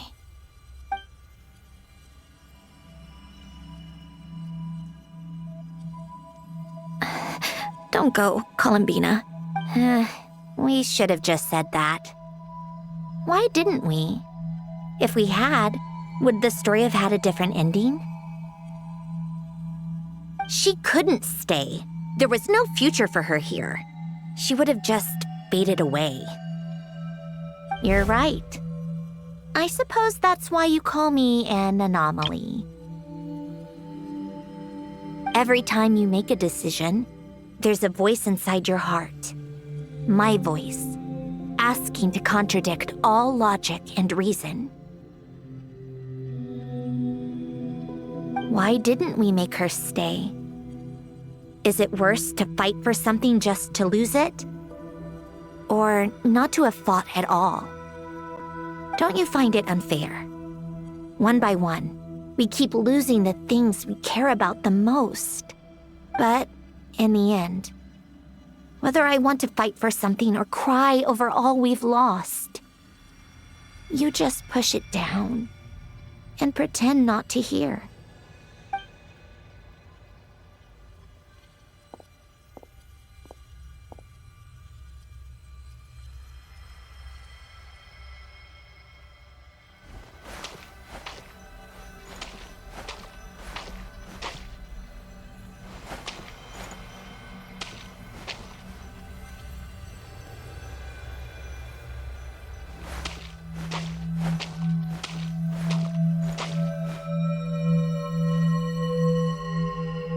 And now, even Polonia, the other half of Elend's legacy, the last remaining member of our family, even Polonia is no longer with us.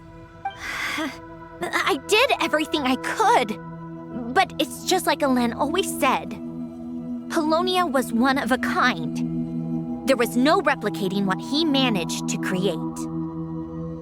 Don't you feel like our connection to the past is fading bit by bit? Like, even the things we have left are slowly slipping away.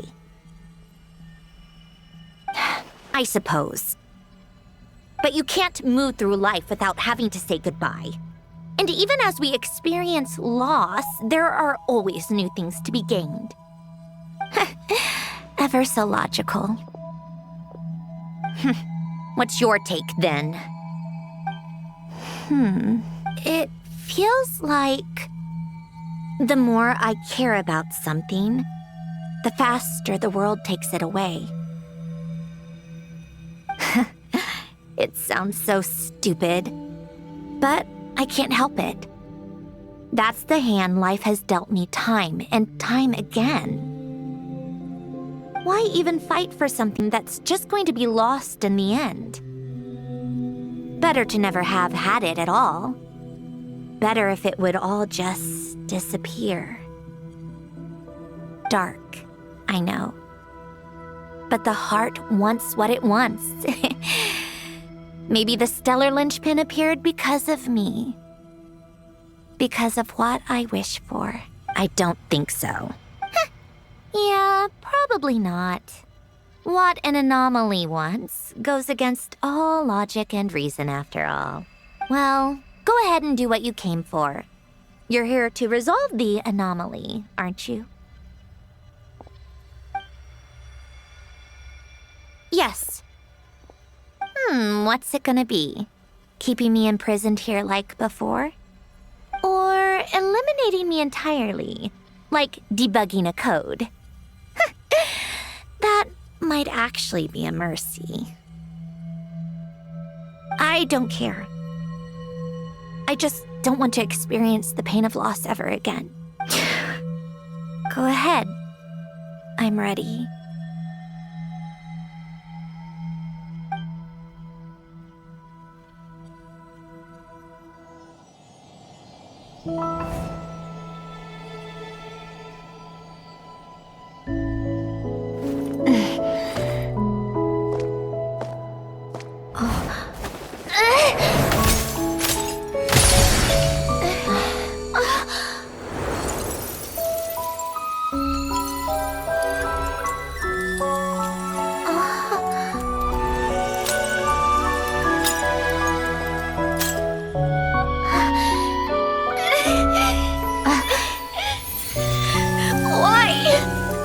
Why do we keep losing everything we care about? I know it hurts, but that's life. I wish... I know. I've always known. Because we've been one all along.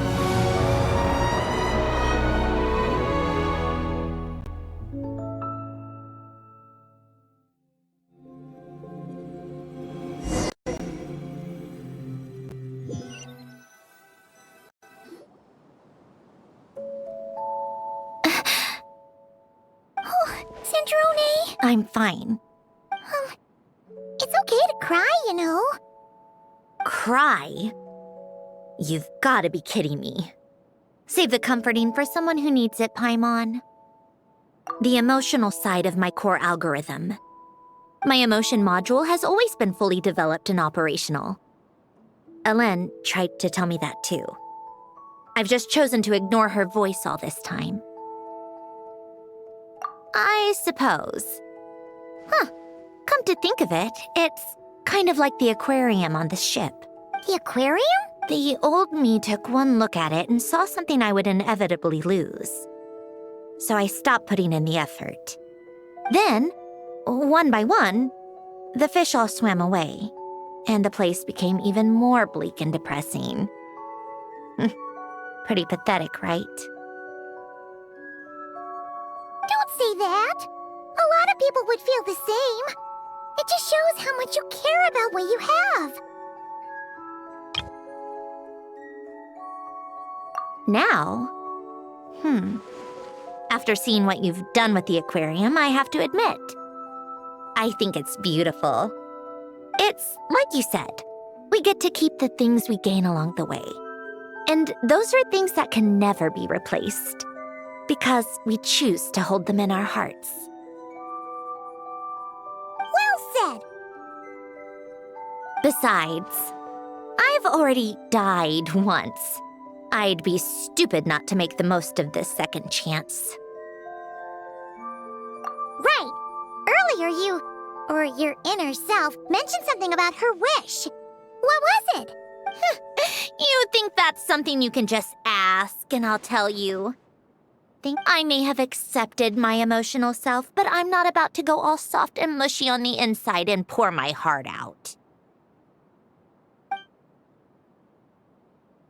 That said, taking a step in the right direction couldn't hurt. Starting with cleaning some old aquarium tanks of my own. Huh? Metaphorically speaking, I mean. Come on, let's head back to the ship. I need to talk to that shaman.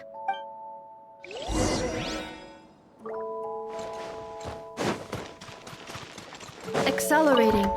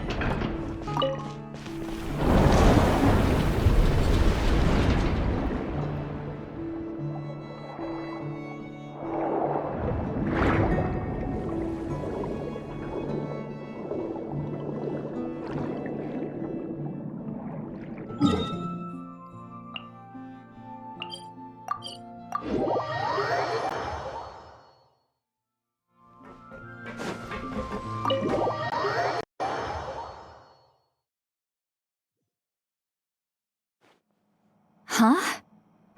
Resentful lost souls? You couldn't get comfortable sleeping near the Opera Epicles, right? Well, I bet that's why. The Fountain of Lucine is where all the water in Fontaine gathers. So that's where the emotions within the water converge as well. Hold on. If it's souls we're dealing with, feeling uncomfortable should have been just the beginning. I should have been able to hear their voices or something.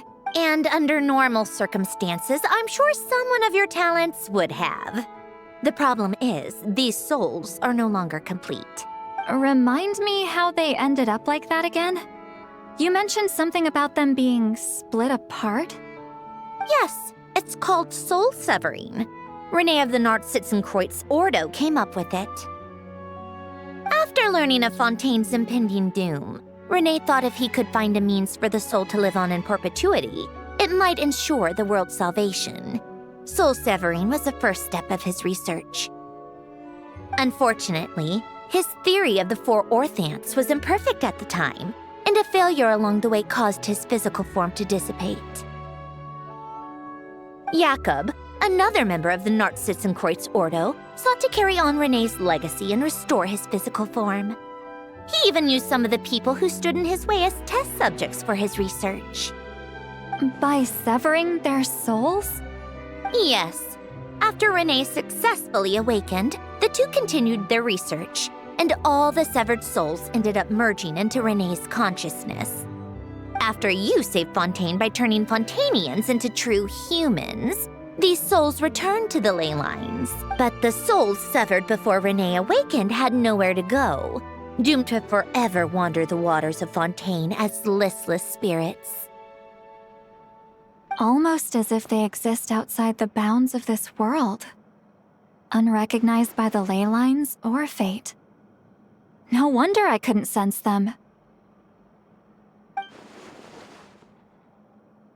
Not only that, but over time, they began to fuse with other entities. Their inner resentment lured in all sorts of evil beings, which corrupted and defiled them into nothing more than accumulations of filth. But the full transformation must have been recent. Otherwise, the Udex surely would have noticed. Wait, no, he must know already. That would explain the underwater Melazine patrols. No wonder I kept running into officers from the Mara Chaussee Phantom earlier. In that case, let's go find Nervalette and we can sort it out together. No, not just yet. Why not? For one, the diplomatic castle alone would be a nightmare. Even though I haven't reported back to Snezhnaya yet, I'm not planning to leave the Fatui anytime soon. Besides, with me here, success is a done deal. Involving other people would just complicate things. All I need is for Miss Seatlolly to help pinpoint the location of this monstrosity. Think you can do it? With my eyes closed. This is what I do. I'm a lot better at it than manning a desk, at least. But, How exactly do you plan on resolving this soul stuff? Even to me, there's no obvious answer. Seems pretty complicated, all things considered. Just trust me. I have the perfect solution. Oh, alright. If you're that confident, we'll follow your lead. Why the sudden interest in helping Fontaine with this, Sandrone? You never knew Renee and the others, right? No, I didn't. And you're right. This problem has nothing to do with me. I wouldn't get within 10 feet of the Nartsitzenkreuz Ordo or its members. But, in his later years, Elen told me he regretted not helping his best friend when he needed it the most. He also felt sorry towards Marianne for being too lost in his mechanical research to look after her properly. If he were still with us, I think he'd do the same. He might have a few choice words to say about it, but even after everything, he wouldn't leave his friend's mess for someone else to clean up. Friends shouldn't hold grudges or leave behind regrets. Fixing what happened between him and Renee was one of his greatest wishes. All I'm doing is fulfilling it in his stead. You really do seem a little different now. You mean everything that just happened wasn't for nothing? Why, thank you for pointing out the obvious, Paimon. Just washing off the grime of the past. Turns out, a lot can build up after being ignored for so long. What's this about aquarium tanks all of a sudden? They go off on some grand adventure and what? Now they have their own private code? Stupid. All right then, Lolly. Tracking this thing down is up to you. Huh? Oh, right. No problem. You got this, Granny Eatsley! You! Come with me to Hotel de Boer for a drink. Right now. Why? Because I said so! Miss Guillotin, I'll report back on the location tomorrow morning. Just need a drink or two first to bolster me up. Well, don't let me keep you. All right, you.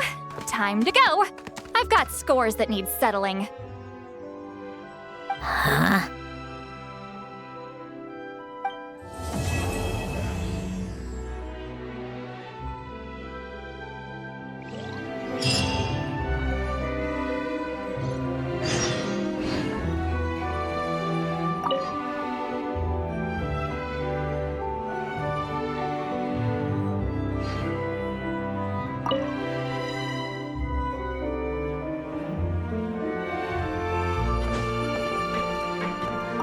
Listless, abandoned souls. An accumulation of resentment and filth.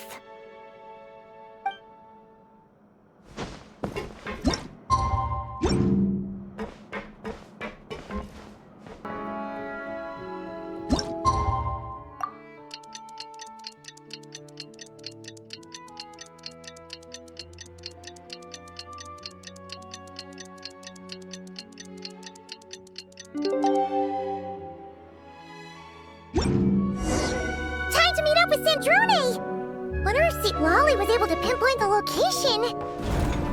Well, we should know soon. Let's just hope it all works out.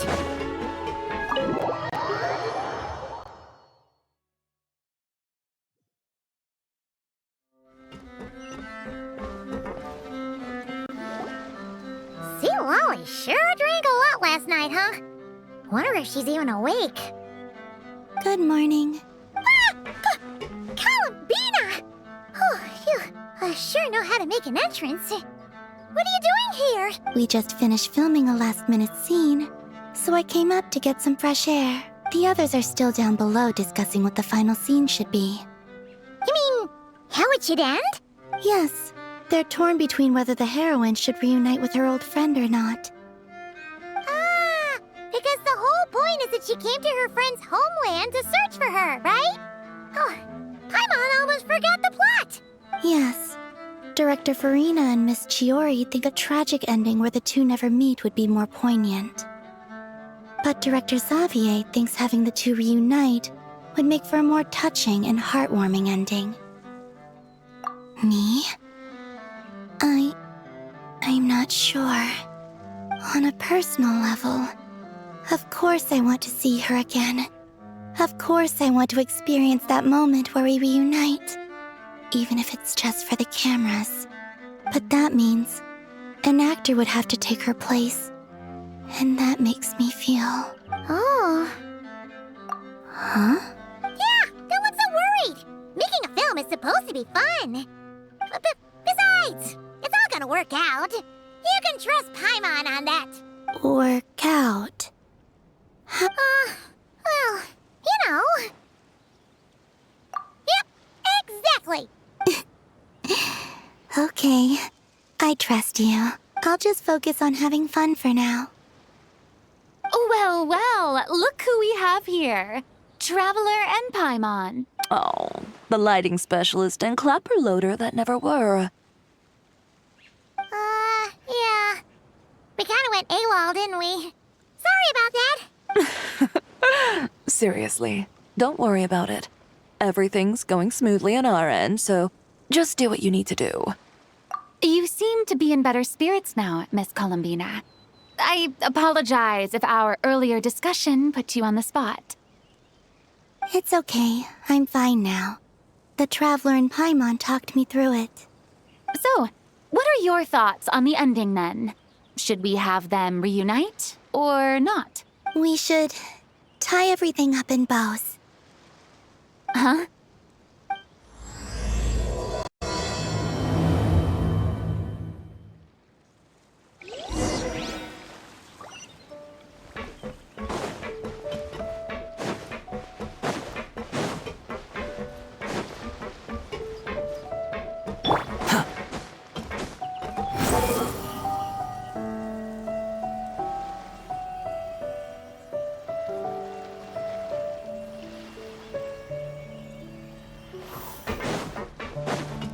Quit following me.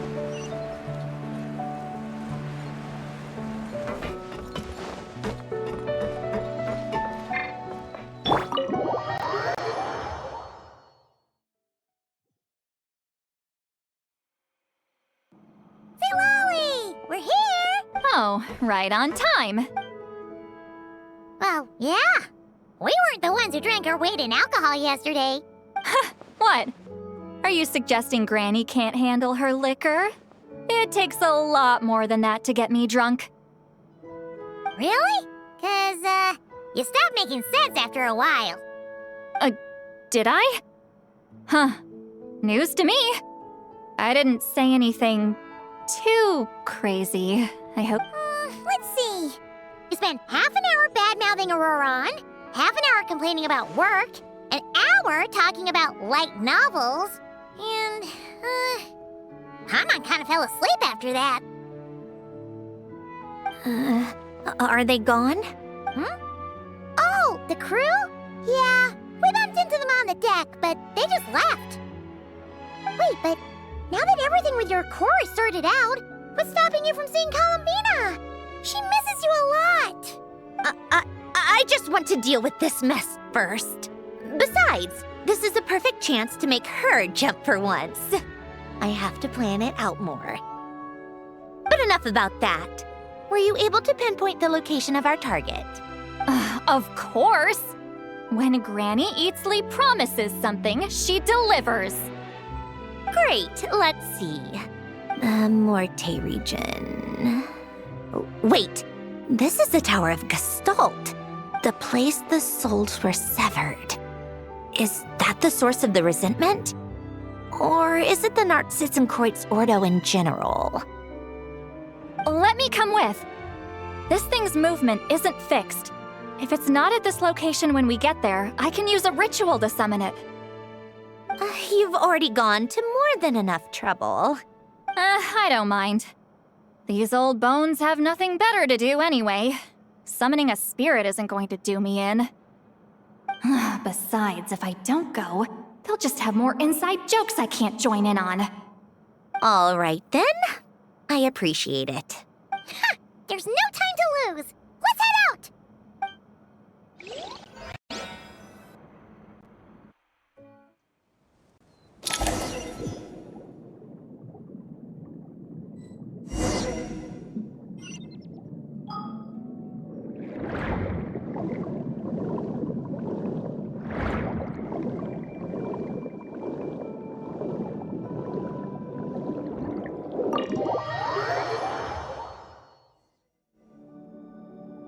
Huh, no sign of it so far.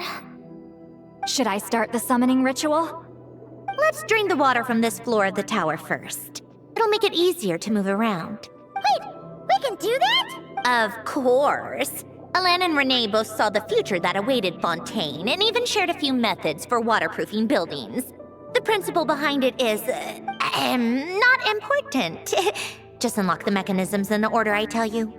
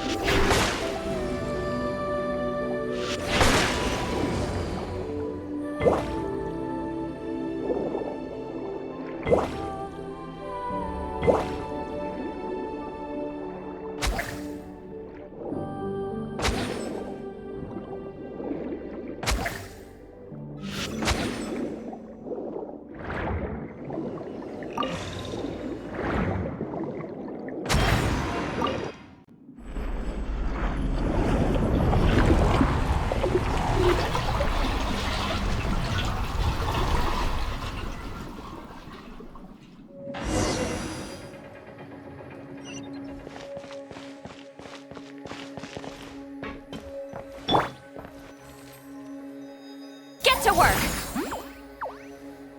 He's Laline! He's Papa! Get him! Come on, keep up.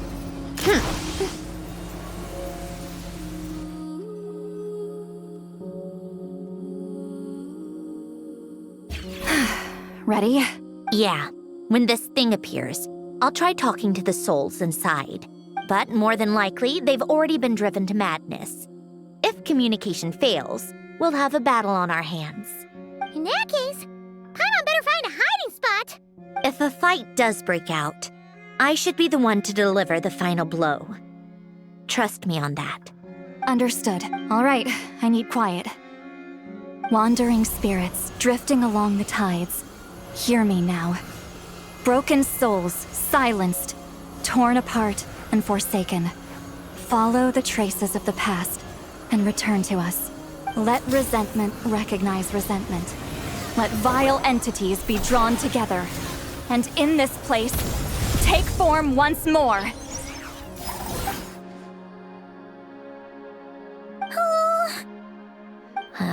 What now? Is that it? This is exactly why I deal in math, not magic. How are we supposed to know what stage the spell is at? It's like there's no logic to speak of. Mechanical science is so much easier to... Watch out!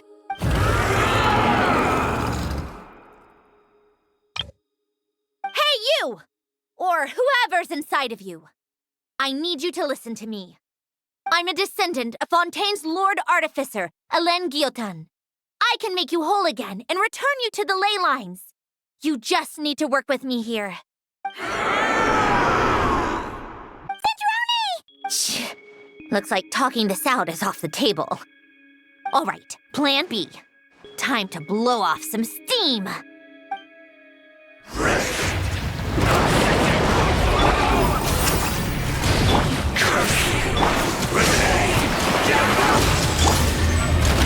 You're cursing out the wrong person!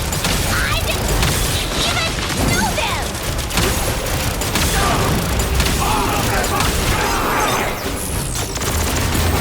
Most of them already did.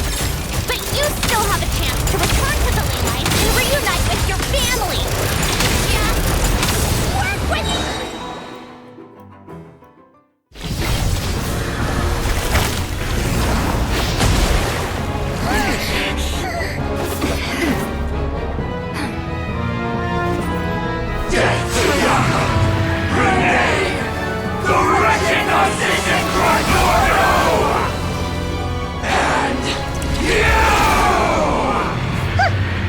I told you I'm not like them.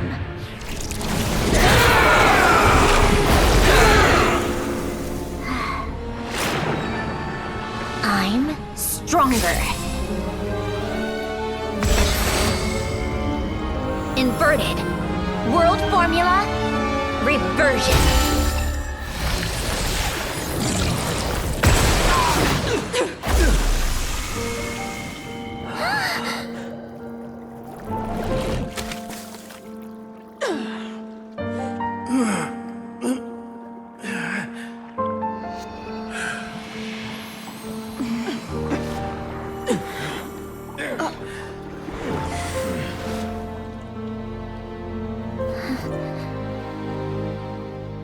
Be at peace among the tides.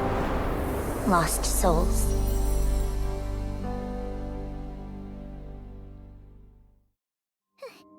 Is it over?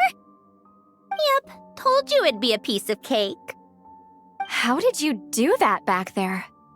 That creature was nothing special. Add a bunch of souls with nowhere to go, a touch of malicious energy, a few impurities, and a whole lot of resentment. And that's what you get. All I did was separate the original souls from the rest of the filth, allowing them to be accepted by the current rules of the world. The principle behind the world formula is divergence. Starting from a point of origin, it deconstructs and reconstructs the possibilities of the world to find certain answers. So, it would follow that reverse calculating the world formula allows us to achieve convergence and restoration instead. Using a numerological array, I was able to do just that. It's similar to the concept of homological reduction in mathematics. I reduced them to the basic fundamental essence of their being without changing their underlying nature. That meant... never mind. Judging by all the blank stares, I'm guessing you don't actually care. I think I finally understand how Outlanders feel when I ramble on about shaman stuff. Point is, it was super impressive! You really are amazing, Sandrone! You're just realizing that now.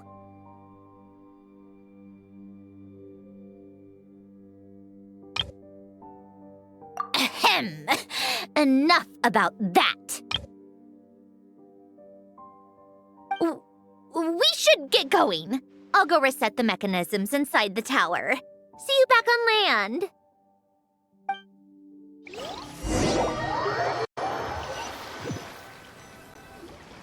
Well, that's one old mess for the books. Glad to have that over and done with. Feels nice to do a good deed every once in a while. You helped everyone out a bunch and not cry too.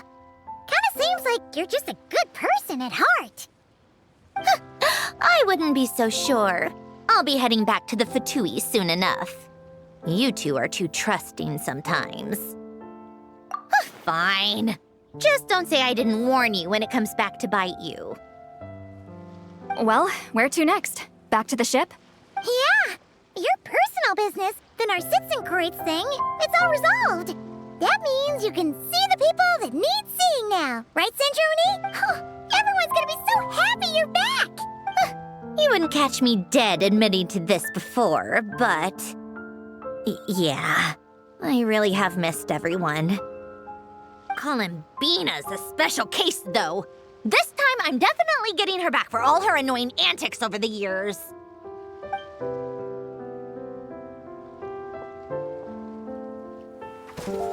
She'll sense me coming from a mile off. How am I gonna...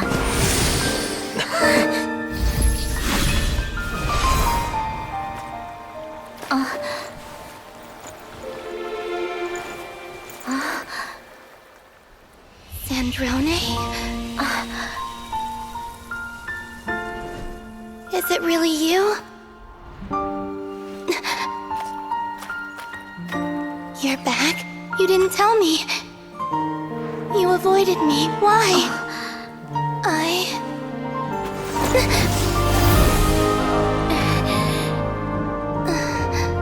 Sandrone?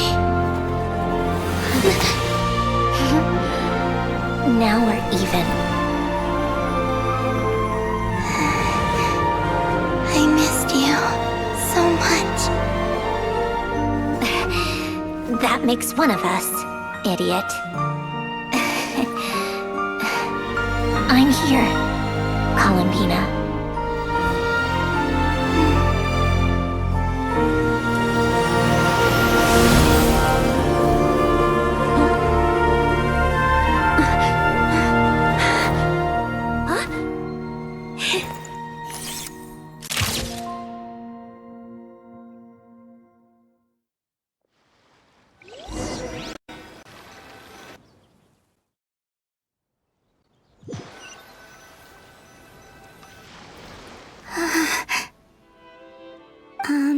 Sandrone.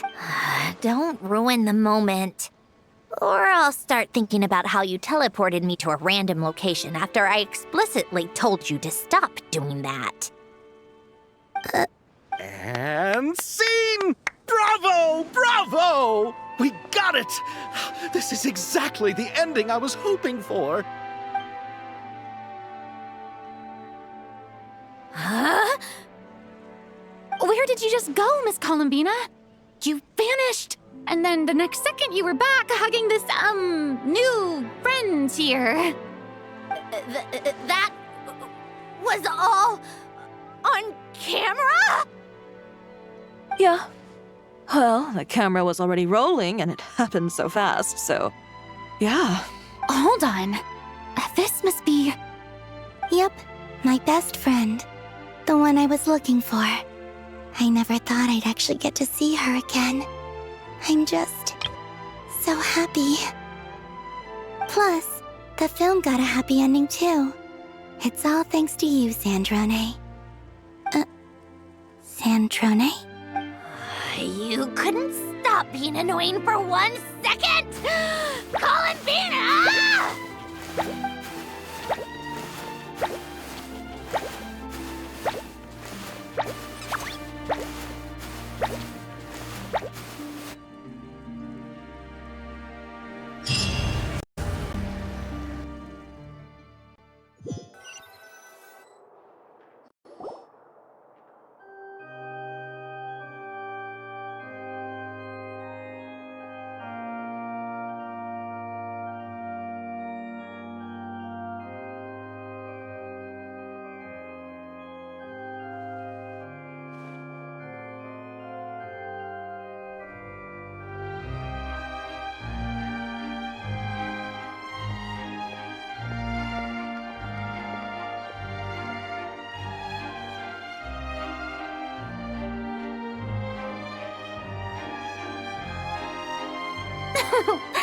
As expected, going to the opera house is the true way to enjoy a film. You get to see the audience's reaction in real time, too. The ending seemed to be received quite well. Paimon can't believe you let us include that in the final cut, Sandrone! You even agreed to help us reshoot a couple of shots. Thanks a million. Most of it was caught on camera already, so it's not like I had much of a choice. Besides, the film I'm in is going to be anything less than perfect.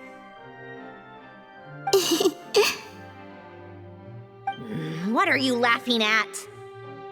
Nothing. It was just interesting to see us on screen together. I'm glad this moment is going to be preserved forever. Just a pity we didn't take home the Farina Award this time around. Well, artistic films can rarely compete with commercial ones. You should have prepared yourself for this the minute you changed the script. True. Oh, did I hear someone mention the Farina Award? Come on, don't gloat. I won't. Our crew winning the Farina Award was a team effort after all. Costume design, script adaptation. Ooh, and the practical effects were so realistic. The flames and explosions even made me jump while we were filming. A lot of the effects were based on actual items the Special Patrol confiscated from criminals. Who knew they'd serve another purpose, right? But it turned out amazing! Really brought the thrilling scenes from the novel to life. Fontaine's film industry is seriously impressive. Which film did you vote for, Silali? Isn't it obvious? Great Detective Herlock, of course! That's the whole reason I'm here. You all should be proud, though. A lot of critics are saying really good things about your film, too. Longing and loss? Searching for something even after it's gone? It's a film that makes you think about life and how important it is to explore those themes. Well, that is what the art of storytelling is for. Watching a film with friends is so much fun! There's so much to talk about! Ooh, let's throw a celebration later then! We're all old friends! Oh, we could find a place and chat to our heart's content!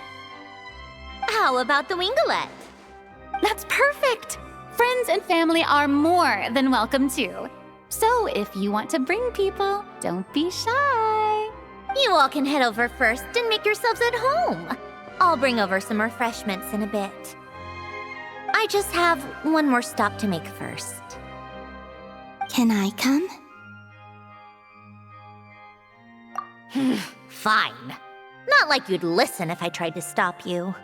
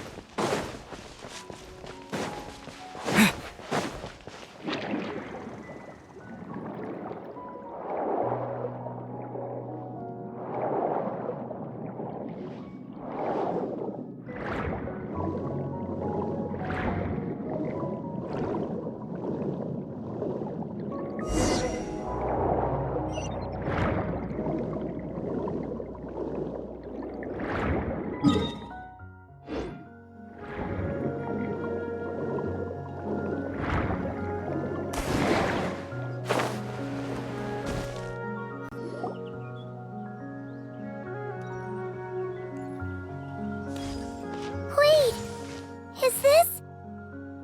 Yes. Here lies Lord Artificer, Elaine Guillotin. This is his grave. Oh. I'm sorry, Ellen. I'm sorry this is the first time I've been back since leaving Fontaine. I should have come to see you more often. I got your gift. I even cleaned up one of the Narcitzenkreuz Ordo's messes along the way. Our home is just as quiet and warm as it always was. The flowers in the garden are still thriving. I'll make sure to tend to them more often from now on. Polonia received irreparable damage in battle. I should have taken better care of your invention. I'm sorry. Polonia was family to me, just like you. You always said I was a fast learner, but I'm not so sure. It took me far too long to learn the things that truly matter. I never said this to you back then, but thank you for creating me, for giving me the chance to experience life. Being your family meant everything to me. Absolutely everything. Can I say a few words as well, Sandrone? Don't need my permission. Hello, Mr. Guillotin. I'm Sandrone's friend. You don't need to worry. Sandrone is doing great. Not only is she a brilliant scholar, she's made a whole bunch of friends, too. And she takes great care of them. As if. She'll never admit it, but she's always there when her friends need it the most. I wouldn't even be here without her. So, if she ever needs help, her friends will be there in a heartbeat, including me. That's what best friends are for. Columbina. What else? Oh, she likes drinking bitter coffee, listening to piano music when she can't sleep. Turns out she even likes giving hugs. No, wait! Don't tell him all that! Huh? I don't understand. I didn't think you'd want to hide things from him. Well, yeah, but there are still things I don't want to say. Okay. I'll come by myself and tell him for you then. That's not what I meant! Alright. Enough with the speeches. If no one has anything else to add, let's just leave it there. Should we say a few words too? Kinda seems like Columbina said it all. Oh, great idea!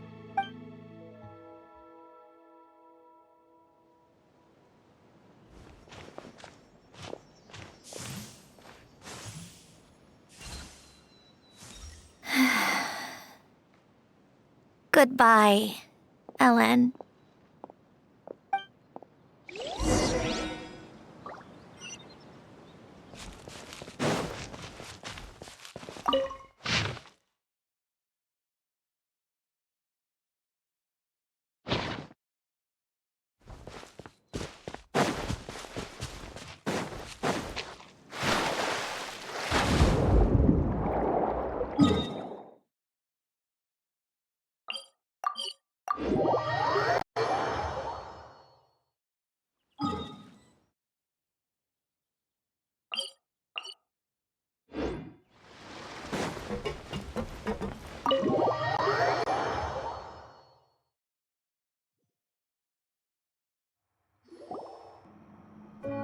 You made it!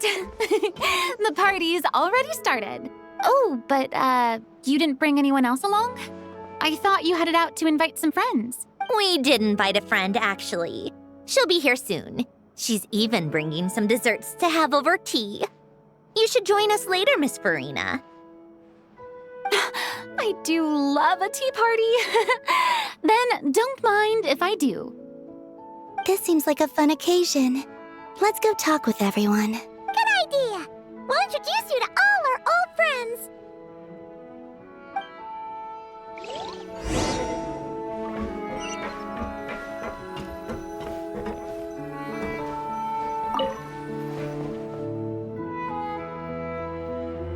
You made it.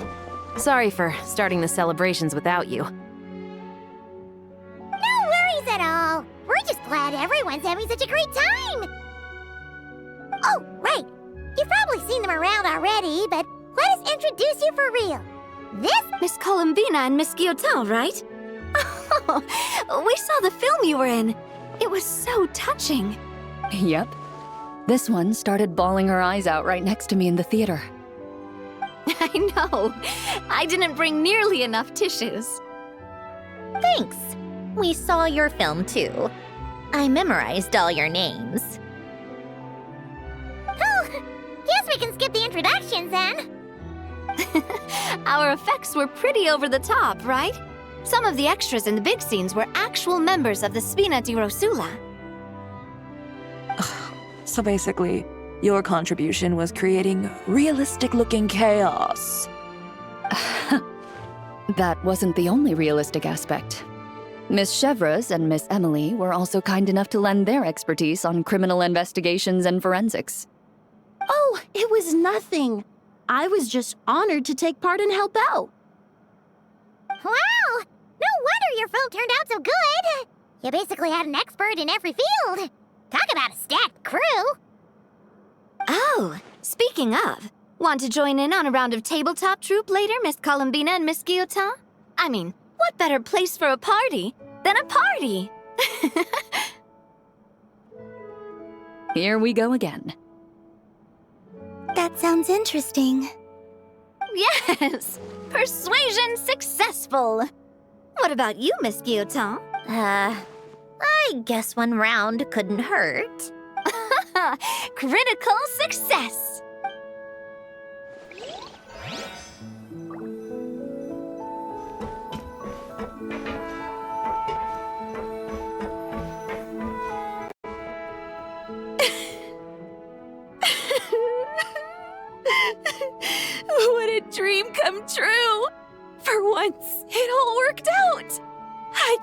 die without regrets. Let's not get too ahead of ourselves, Director Lapine Pauline. What was in that piece of cake you just handed her, Escoffier? Maritime flowers, eggs, flour, same as all the other pieces. What, you think I tampered with it? Playing a detective in real life now too. It's so delicious. I'm so happy. My life has peaked. Miss Lapine Pauline, look who I brought! Master! Wait, what happened to your face? Why are you crying? Never mind my face. Here, let me introduce you. This is Miss Charlotte and Miss Escoffier. Things are sounding lively over here. Oh, look who it is! Perfect timing. I was so busy with the shoot, I feel like we barely got to talk. And the elusive Miss Guillotin. It's great to see you. Thank you so much for letting us use the boat free of charge. That was so generous of you. Oh, right. Introductions. This is Miss Charlotte and Miss Escoffier. That's kind of you, but I didn't really do anything.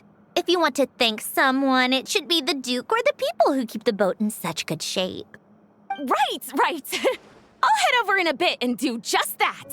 Miss Columbina? Yes? Could I interview you sometime? I'll treat you to some gâteau de bord for the trouble. There's only a limited amount available each day. Oh, but it's an absolute must-try when you're in Fontaine. Oh, sure. Bold of you to use my own cake as a bribe right in front of me. You know what? When else are we all going to be together like this? Come on, everyone! Grab your drinks!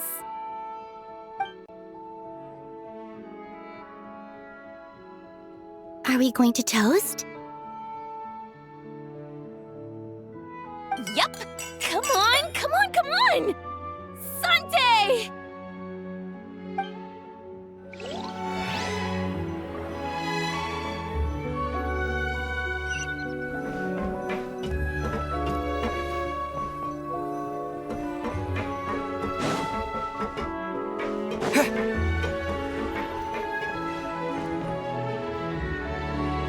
Granny Eatsley, you're really not going to let us borrow these cute little stuffed toys for our magic show?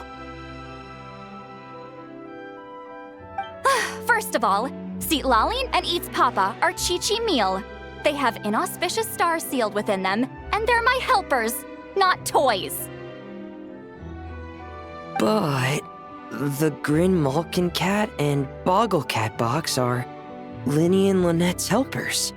And they still make good partners on stage. Agreed. We've never had a Chi-Chi meal pop out of our hats before. It would be quite the surprise. I think the audience would love it.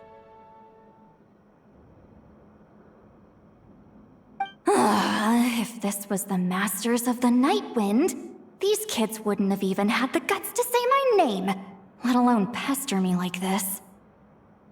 I'm terrible at dealing with requests like this. Oh, Traveler, quick, save me! You think you're so funny. Lady Sandrone. Lady Columbina. Hello. Don't look at me like that. I don't have any mechanisms for you to break. Don't be fooled by my sister's demeanor, Lady Sandrone. She's just as delighted as the rest of us to have you back. Well, I suppose when I'm not so busy, I could find some time when Arlecchino is around and bring over a few gifts to the House of the Hearth. You're too kind, Lady Sandrone. I'm sure just your visit alone would make Father more than happy. I just need to borrow them for a bit. I'll pull them out of my hat, give them a quick hug, then give them straight back. When did hugging become a part of it? Oh! I could lend you Pear, so you have something to hug in the meantime. He gives really good hugs. I don't need something to hug in the meantime. The issue was never the hugs. How about this? You can have 2 VIP tickets right next to each other. Excellent view. Right next to each other? Yep, super quiet. No one will bother you. I'm sure you'll have a great time. Fine.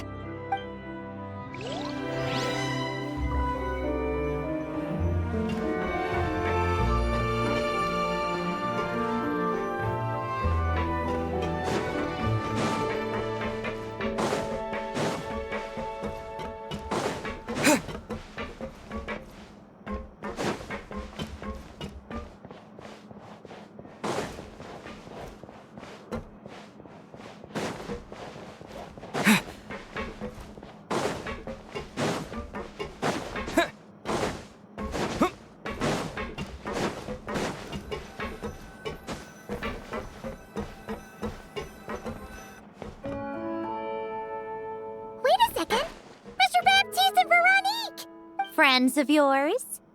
Veronique is the prop manager for Musketeer Pictures, and Mr. Baptiste is the author of The Two Musketeers. Yeah, former prop manager. Now we're just 2 criminals serving our time. Thanks to Duke Risley and Nurse Sijwin looking out for us. Not too bad, actually. You make it sound like I'm giving you special treatment. I just think the method of justice you chose to pursue is one people can respect. You are far too modest, Your Grace. The only reason we were even able to come to the surface for the festival is because you fought for it. It's also just good for the physical and mental health of the prisoners in general. Anyway, I suppose I have you to thank for keeping the winglet in such good shape. I never knew she could look so striking. I didn't do anything special. It was mostly the Traveler and the others. Don't sell yourself short, Miss Guillotin. You are the current captain, after all. Do you mind if I leave up some of the installations so the people back at the fortress can also enjoy the aquarium? Huh? Like I said before, I just think it would be good for the inmates who clean and maintain the winglet to see their work put to good use. Besides, maintaining an aquarium is sure to be a lot more interesting than scrubbing rust off the walls and deck. Of course I don't mind. I'm grateful you even want to keep it. Great. Then it's decided. That's amazing, Sandrone. We should go hang out at the Fortress of Meripede later, then. You do know you just invited me to hang out in prison, don't you?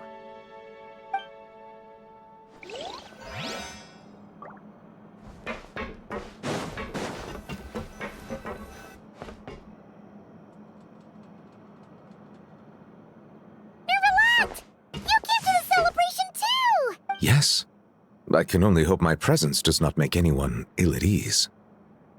Who's this? All right! This is Nervalette, the Eudex of Fontaine. And this is Columbina and Sandrone. Greetings. Hello.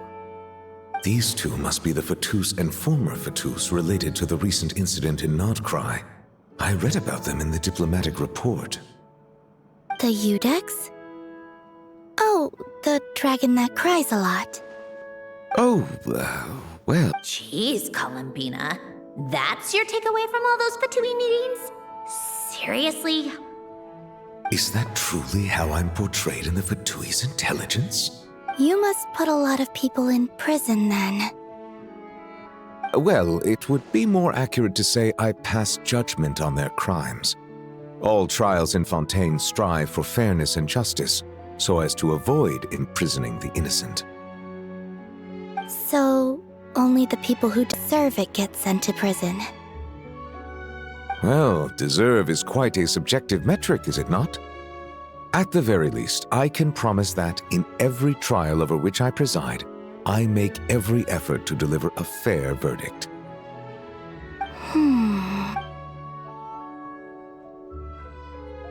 Yeah. Oh, for the love of... what is she doing now? You seem like a good dragon. Not the kind that throws people in prison for no reason. I think we can get along just fine. Well, thank you. Then she punched me because... Sorry, Nervalette. She thinks that's a sign of friendship. Where does she even pick up weird habits like that? Ah, I see. I believe I have observed people on the streets of Fontaine expressing affection in a similar manner. I suppose I now know what it feels like. Yes. Quite, abrupt. You know, these two are surprisingly alike. Oh, looks like Arlecchino's here. Come on, Columbina. Let's go have ourselves a tea party.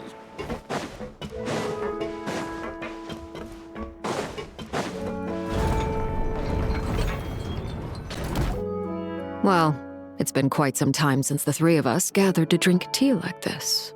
Yes, but your tea is as good as ever, Sandrone. Of course it is. The pastries you brought aren't half bad either, Arlecchino. I'm glad to hear it. Are they to your liking, Miss Farina? If I remember correctly, this particular cake is your favorite. Yes, thank you. The tea and pastries are absolutely delicious. I can't believe I'm casually sipping tea with 3 harbingers. Or are some of them former harbingers? Who knows? Due to diplomatic reasons at the time, our last tea party was rather tense, wasn't it, Miss Farina? You have my apologies. But this is simply a casual gathering of close friends. So I do hope you can relax and enjoy yourself. Of course! I appreciate the hospitality, in both cases.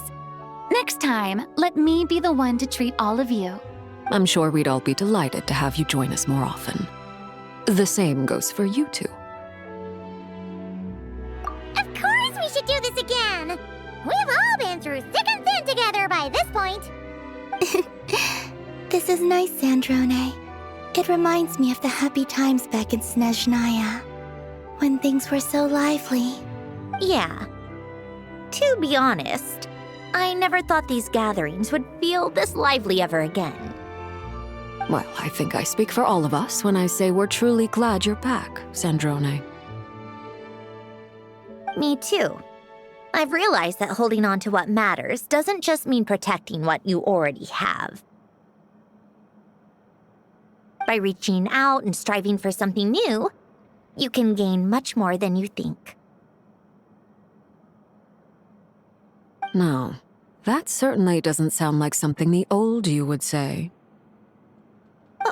Well, I'm only going to say it once, so don't get used to it.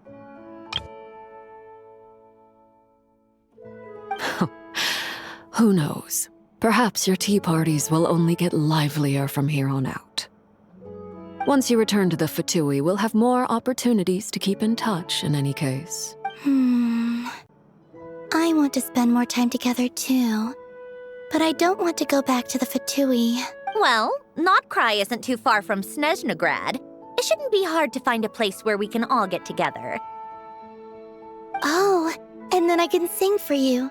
Or put on some of your favorite music. Just like the old days.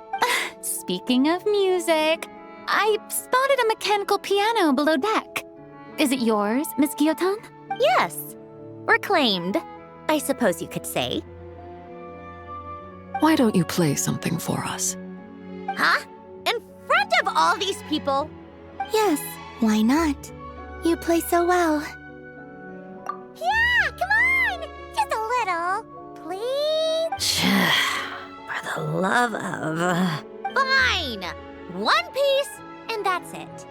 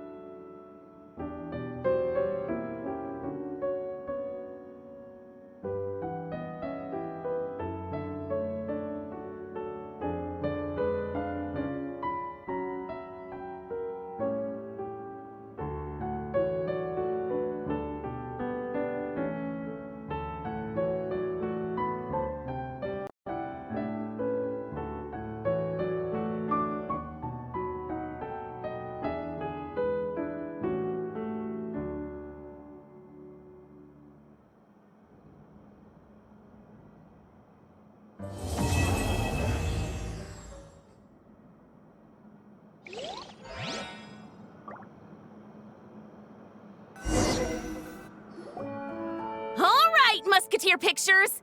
Everyone ready? I'm not sure I should be in this one. Of course you should. You might have primarily helped out another crew this time, but you're still a member of Musketeer Pictures.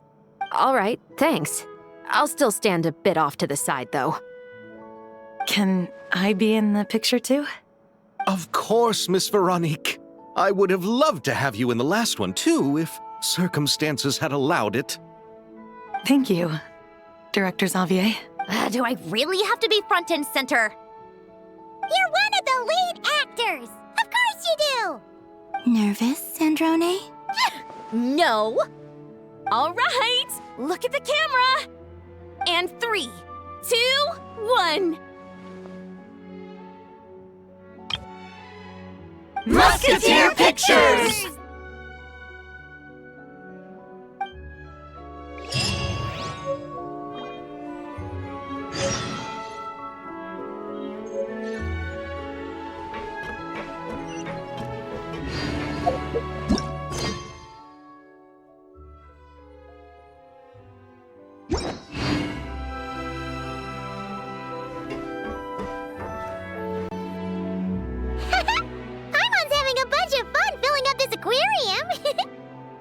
Sandrone doesn't mind, we should definitely catch some more fishies and make this place extra beautiful. Hey, you two. Come over here. Huh? Is everything all right?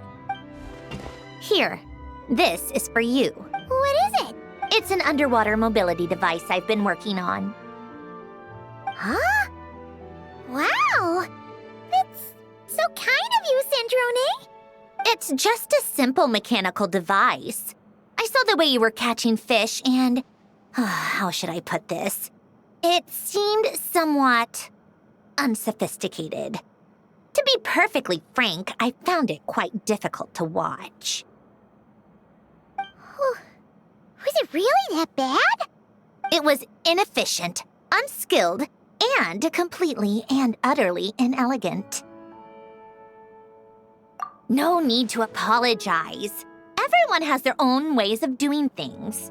But seeing as you plan to keep adding to the aquarium, it might be best if you use this device. The waters of Fontaine are home to more than just harmless ornamental fish. There are plenty of predators who could do you some real harm. This device will not only help you fish, it'll also help you flee. All right. Oh, and if you're going for a swim, go now. And don't forget to tell me what you think of the device. I can always make more adjustments if you have any feedback.